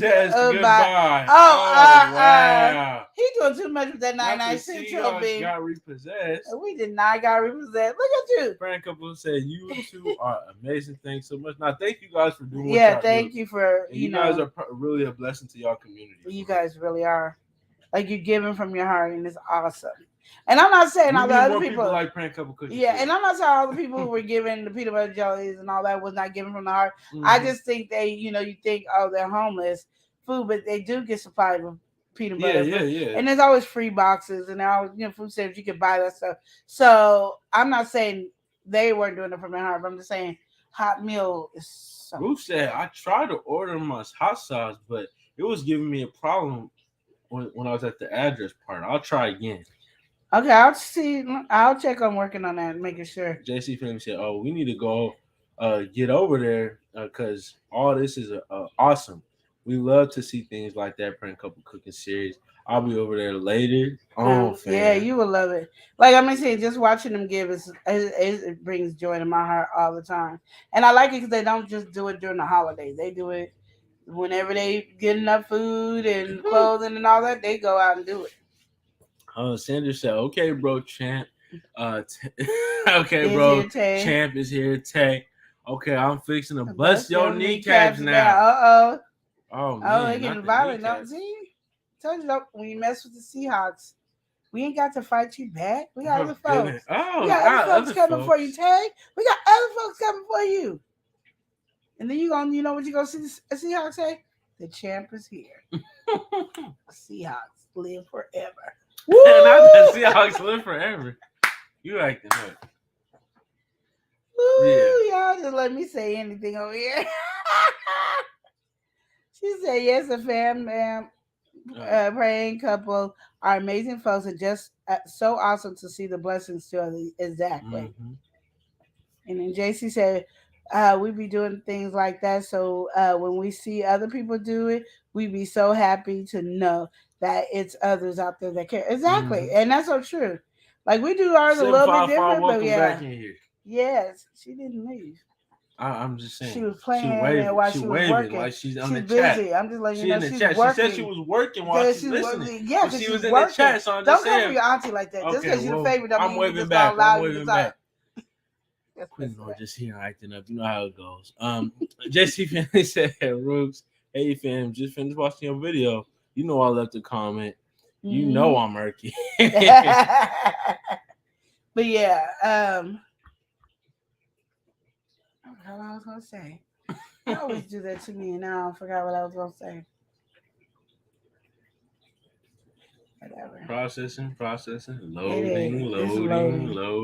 So I've been calling you, and I haven't called you not once, but I've been calling you in my head for over 2 weeks. Really? In your head, you've been calling for 2 weeks. So I'm just gonna say it, and then it's up. And then the you message. Just tell me she's how sending much up a signal right now. But I need a song called "Unbreak My Heart" for my play, and then there's some songs in there that I want to make too for the play. All right. Okay. There. I got it out. JC fam, you know what's going on. I don't know if this is I think this is Juju right here. Juju, you know what's going on over here. She said, Eli, Queen gave you that look. She was ready to raise her hand. Exactly. And I'm like, what's going on? Me being the young, kind, loving man that I am. What's going on? Eli's not this nice. 755 said, "Fame, now chill. I really am working." Now you good. I know you working over there. Okay. It's not even like that. Tay Weezy said, "Come on, 755. Come on." 755. Sandy said, "Oh, don't be coming at Sisters and Strawberry, aka Auntie, my bro Panda. Calm down, little Tink Tink. Oh, snap, little Tink Tink. Listen, but when she called me broke Panda, there was not a problem. You know what? She got on me when I went to her live and said broke Panda. Said, oh, you said it. You was right I do and remember I said, that. Broke Panda said, I was cracking up. You be acting up on it. You be she said, don't be coming for him, but I just said it because I knew. I said, like, this is gonna be so funny. Let me say it. And then she got on me. I was cracking up. Oh, I was cracking up. Jason said, hey, Sandra said, little thing. You're right. Calm down, little Tink. Okay. She said 755 said, break your heart. Yeah. Thanks for calling. I know. I said it in my head. I was just, I'm gonna call you. And then every time I never called. But I needed the songs about Unbreak My Heart. Yeah, for my play. It's called Unbreak My Heart. So I mean, she sounds like she's working, but she might be available right now. This might be a good time to call. As she said, thanks for calling. Yeah, thanks for calling. You had to call when you had to call. This was your window. Yeah, thanks for calling. Things keep happening. Thanks for calling. 755. I have like so many things in my head to do, and I'd be like, ooh. And then yesterday we couldn't do a lot of this stuff because we was too busy in the wrong city for so long for no reason whatsoever. Right? Yeah. What she said. Yeah. So that was a doozy. Yeah, that was a doozy, y'all. But relationship advice was good. You guys were doing really good on the questions. I love the questions. You guys were awesome. I love seeing all y'all. Y'all crazy. Even Tay Weezy is crazy. Okay. Even we all knew he came in talking about the champions here, go Steelers, and the Steelers was outmatched by all the other teams. All of them. His team didn't even reach nothing like you. But I mean, you know, he come in with the champ energy. He come in with the energy. Sandra say, "Hey sis, Juju drop like you said in that live stream that night, and ain't that serious? So pipe down, little pepper." Oh man. They see them be cracking me up. I love it when it's music time. I'm like, yes. Like, we gonna get down tonight. Just feel like if I did drink, I would have me a drink. Oh man, if you did, but not too many. No. Not only one drink. One good drink for How you gonna tell me what I can have? You know you can't do more than one drink. One good drink. I got two. You're pushing it. You're pushing it. Okay, one. You just had your birthday. You just had your birthday. I'm 5'0". I'm grown. You're pushing it. Grown. You're pushing it with that 2 drinks. Why you trying to mess with me, y'all? He know I'm grown. You know?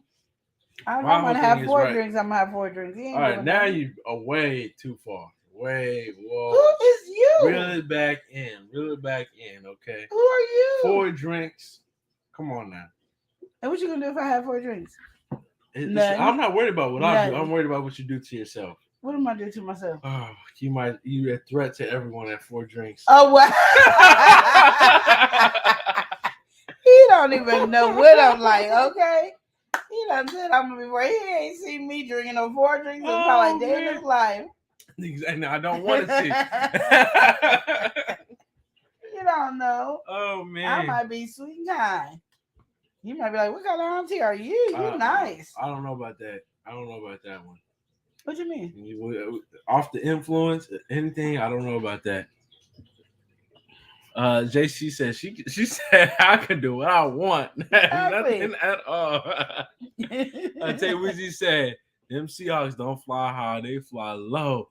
They got the hook by the they got the hook by the tow truck. Oh, it's so funny how he talks about the Steelers but put Seahawks in there. Man. It's so cute. You're so cute, but literally, we fly high above. That's how we lost. Because we so busy being high above, we forgot to come down low to play the football game. But we always high above. We he said y'all the tow truck. Okay, you know what? You're on my side. That's on my side. I know. Sisters in the Strawberry, aka I say, who are you? To my bro, man. Now y'all know. We don't even know. He just sitting next to me for no reason. Oh my goodness. I'm just saying, I'm just y'all saying, don't you know. come in telling me how many Because drinks I got, and you ain't listen. never even seen me have 4 This drinks. relationship advice right here. Okay, we're talking about this relationship. Me knowing you, you offer any influence is just not working. Well, last time you was on the influence, you was sitting down and asked me to bring you the toilet, and you actually got mad that I didn't bring you the toilet. Yeah, because that's why I asked for something to told do me it. that you don't need to be on any influence. All right, and then your problem is you think in your mind, I can do it. I can do it. I can do more. I can do more. I'm like Hercules. I can just hit another one. I'm just gonna take it like a champ. And not everybody is a champ like TayWeezy. I'm a champ. Not everybody is a champ like TayWeezy. You know what? Oh, I'm smooth. I don't know what you're talking about. Oh, I got this. I got this. Okay, I got. You got it until you don't got it. No, I always got it. He act like he know. Like I'm just saying. I don't saying. drink You really like be that. You said you what? You see that liquor cabinet is and it's untouched because what reason? Because we don't do that around here. So you saying okay, 2 drinks you might be. I said 4. I could do 4. That's what I'm saying. 2. Okay, we might be able to get by with 2. We might be stretching and maybe 1.5. I'm gonna do 4. But you saying 4? We know it's just. I got this. I could get my drink on. Party on in my drink. JC. At that moment, I'm gonna need y'all to come handle it. Let him know. Juju, I'm gonna need you to come handle. Juju, handle my lightweight. Juju, handle my lightweight. Let him know I'm 5-0 up in this camp, okay? I'm 5-0 up in this piece. I can do what I want to do.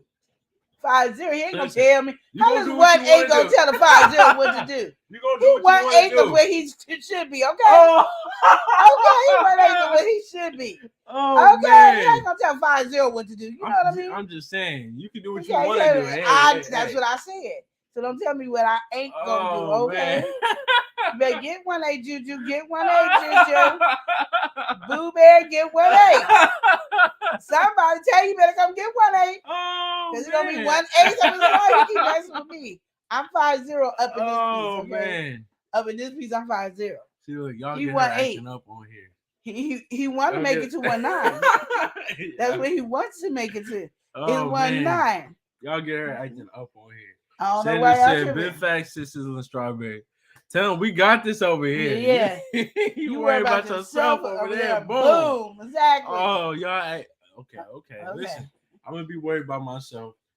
Queen Lenore can do what did you say? JC said. Juju said you better put some respect on Queen name. That's all I gotta say. Not put some respect on the name. You don't want me to get C to talk to you. Oh man. He'll let you know up and down. Don't play around over here. Why he messing with me? Oh, not pipe down, nephew. Exactly. You know what I mean? He trying me. Oh man. You don't know. I'm just saying, them days is over. We don't do because I'm 5-0. I won't go hood on his behind, but I'll go hood on him. Listen, she talking. Y'all won't see him make it to 1-9. He keep messing with me over here. She's talking so crazy, y'all. She really do got the drink cabinet, and who drinks drink cabinet? Do you drink out of the drink cabinet? I do. You drink out the drink cabinet? Yeah. What's the last time you drank out your drink cabinet? This probably weekend. that. Oh, this weekend, what you drink? I had the drink with my ice cream. Yeah, yeah. I'm talking about you take like a drink. Yeah, I think the last time you had a drink was when you were sick, when you had that in there. Yeah, and that was for healing purposes. Yeah, but before that, I can't. And think it was about a Black on Portland, Oregon. I drank her drink. I said I can't think about the last time. Because you don't be around me like that. They said I put the. Oh, okay. That's where we're going to go. Said like I said earlier. Pipe down, little ting ting.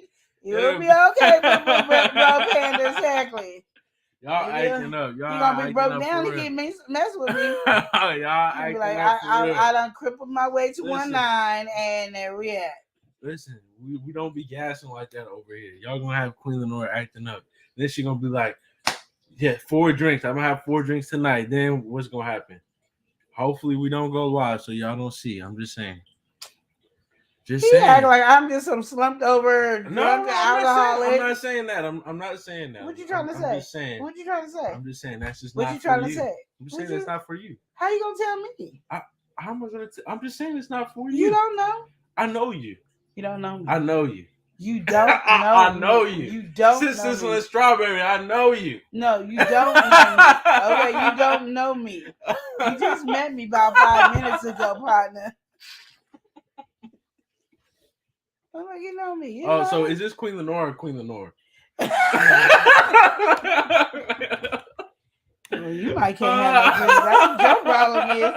He might can't have no drink. Oh man, no, I don't drink socially. I don't. What are you You talking ain't about? supposed to be drinking. You ain't even legal to drink. I'm drinking water. What are you talking about? This is what I was referring to. No, you wasn't. Not when you said socially. No, you wasn't. Oh man, what drink are you talking about? Yeah, when he turned 180, he was out there out in the backyard drinking, y'all. Whoa. Yes, I'm letting it be known. I'm letting everybody know you going down. Whoa. You going down. One guy was like, and then one guy was like, wait, don't get mad. I just gave him a shot. Like, I ain't even his mama. What are you talking about? I'm over here chilling. But I'm glad you told me because he getting beat down now. Like, I ain't his mama. Oh man. That was funny with Jonathan though. Jonathan, he was actually going crazy actually. I didn't get to see that because I was actually going crazy. See, my kids know. They wait till I'm out the room and then I act crazy and then they're like, yeah. I was shocked. In slow motion. Oh man. Don't get me, Mom. Oh, not don't get me. I don't even live with you no more. Like I care. Oh man. I don't care where you live. Do your kids be trying that? I don't live with you no more. It's like you in my world. Okay, you just a squirrel trying to get in that in my world. Okay. Oh man. Okay, so we're gonna get ready to go because what did he say? So what? He said them Seahawks went down because they ain't around no more. You be hating. I don't know what's going on with you. You know what I think it is? What's wrong with Tay? Tay want me to do a video about. Oh, Tia said right, Tay. Oh, Tia. Tia, I thought we was here. Oh, dang. You know what gets me with Tia? And she lives right next to my sister. Like, why, Tia? Why? Why you be doing that, Tia? Dang. Oh, I was going down over here. I want to do a video with Tia and Tay Weezy. It's going down. Oh, my goodness. You ready, Elijah? We got some work to do. Oh, Tay Weezy getting a video soon. Coming soon. Near you from the Love and Live show. Said they fell out of the sky. No, we in the sky. I saw it this morning. I was like, look at my Seahawks just going up there. They doing their thing. Oh, goodness. I don't know why T be coming for me. You live with the Seahawks. How you coming for them? Oh, my goodness. Tia, me, you going to have to talk. When I get to Seattle, Tia, me, you talking. We was talking. Conversation right there. Yeah, we having to sit down. And when we get back, Tay Weezy, she's going to have a different conversation going. We ain't having this. I'm going to have my 4 drinks. Sandra said, since Tia coming out the door acting up. I know. That's what I'm saying. Oh, man, that's too much. I'm going to have my 4 drinks and talk to Tia. She said, I'll cook you some hot wings. No, you're not. You're not. You're not even touching the hot. You can't even reach that high to get my hot. So that's how high they are. They just high up there. And she said, and use your hot sauce. Oh, we got to welcome somebody in. We got Shirley Dabney. Shirley in the building. Welcome in, Shirley. T, I can't believe you coming for me. And no, you're not using my hot sauce on my people, my folks, okay? Using your hot sauce. Sure. She gonna cook up you some hot wings and use your hot sauce. And then she probably gonna try to use the soul food when we ain't having that one. Dang. She gonna ooh. You all getting excited. I will whip your behind. Whoa. Whip your behind. She said, sure will. Oh, we're going to have a conversation and I'm going to have 4 drinks. We're going to have a conversation. Hey, Tia, we are talking. When I get my 4 drinks, it's on a popping over here, okay? And then we're going to call Tay Weezy. What's up? What up? Oh man, Ariel said, "Paw Prince, it's gonna be something." You know what I mean? Don't be talking about the Seahawks. Don't do that. The Seahawks is cool. They doing their thing. They don't deal with the haters. That's probably why Tia and Tay Weezy having issues because they don't deal with haters. You She know said, "You want hawk wings then?" No, ain't getting that with my 4 drinks. I ain't gonna want no hot wings. Oh man, And what is these? That is too much entirely. Are you laughing? That's what's so bad. What you mean? I wasn't even laughing. What you mean? Eli, you was laughing. Oh my goodness, what are you talking about? See, look, this is what I'm talking about. When your name is Eli, because you be sitting there lying like. Listen. Maybe a light laugh, but not like laughing. You know, just like That's the one I heard. Okay. Well, that's the one I heard. You know, maybe we need to get on the same page. We're supposed to be sisters. You know what I mean? Our love is strong to you. It's supposed to be none but sister love. Okay, Sandra said, Sandra, aka Boo Bear, said, "Watch out, y'all! My sister's on Strawberry popping back with it like a snapback." Hey! Yes, because they try me. I don't know why. You know, usually they've been leaving me alone so long that I forgot that I have to talk smack about my team all the time. I got to be there for my team. I haven't done it in so while. You know, everybody been leaving me alone. But no. Then things start wrapping up. Yeah. Tay Weezy said, "Make you a hot Popeye." Love that shit from Popeye. Love that shit.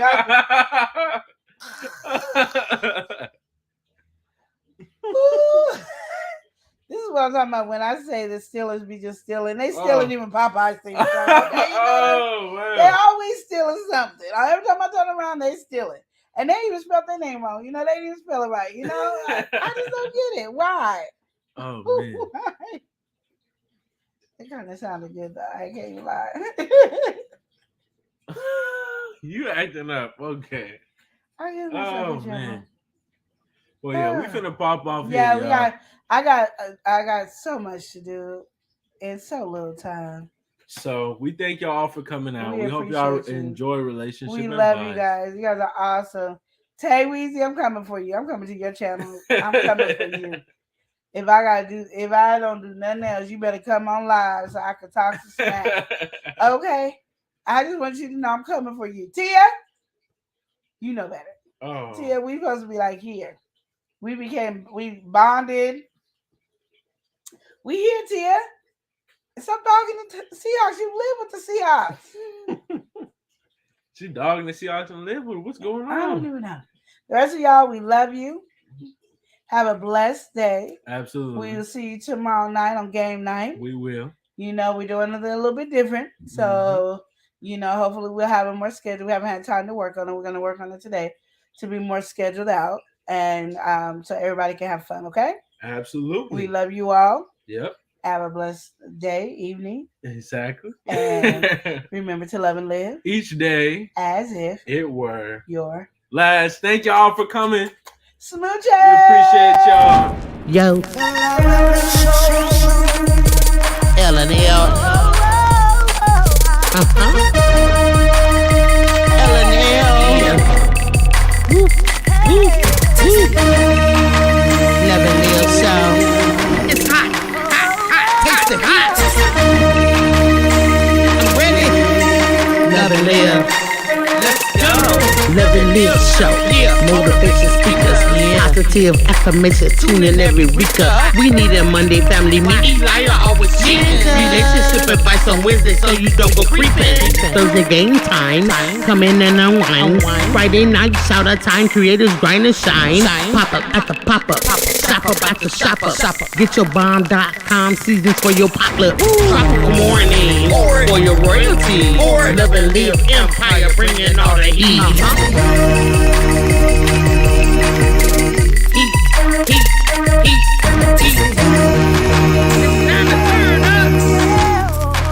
It's time to turn up.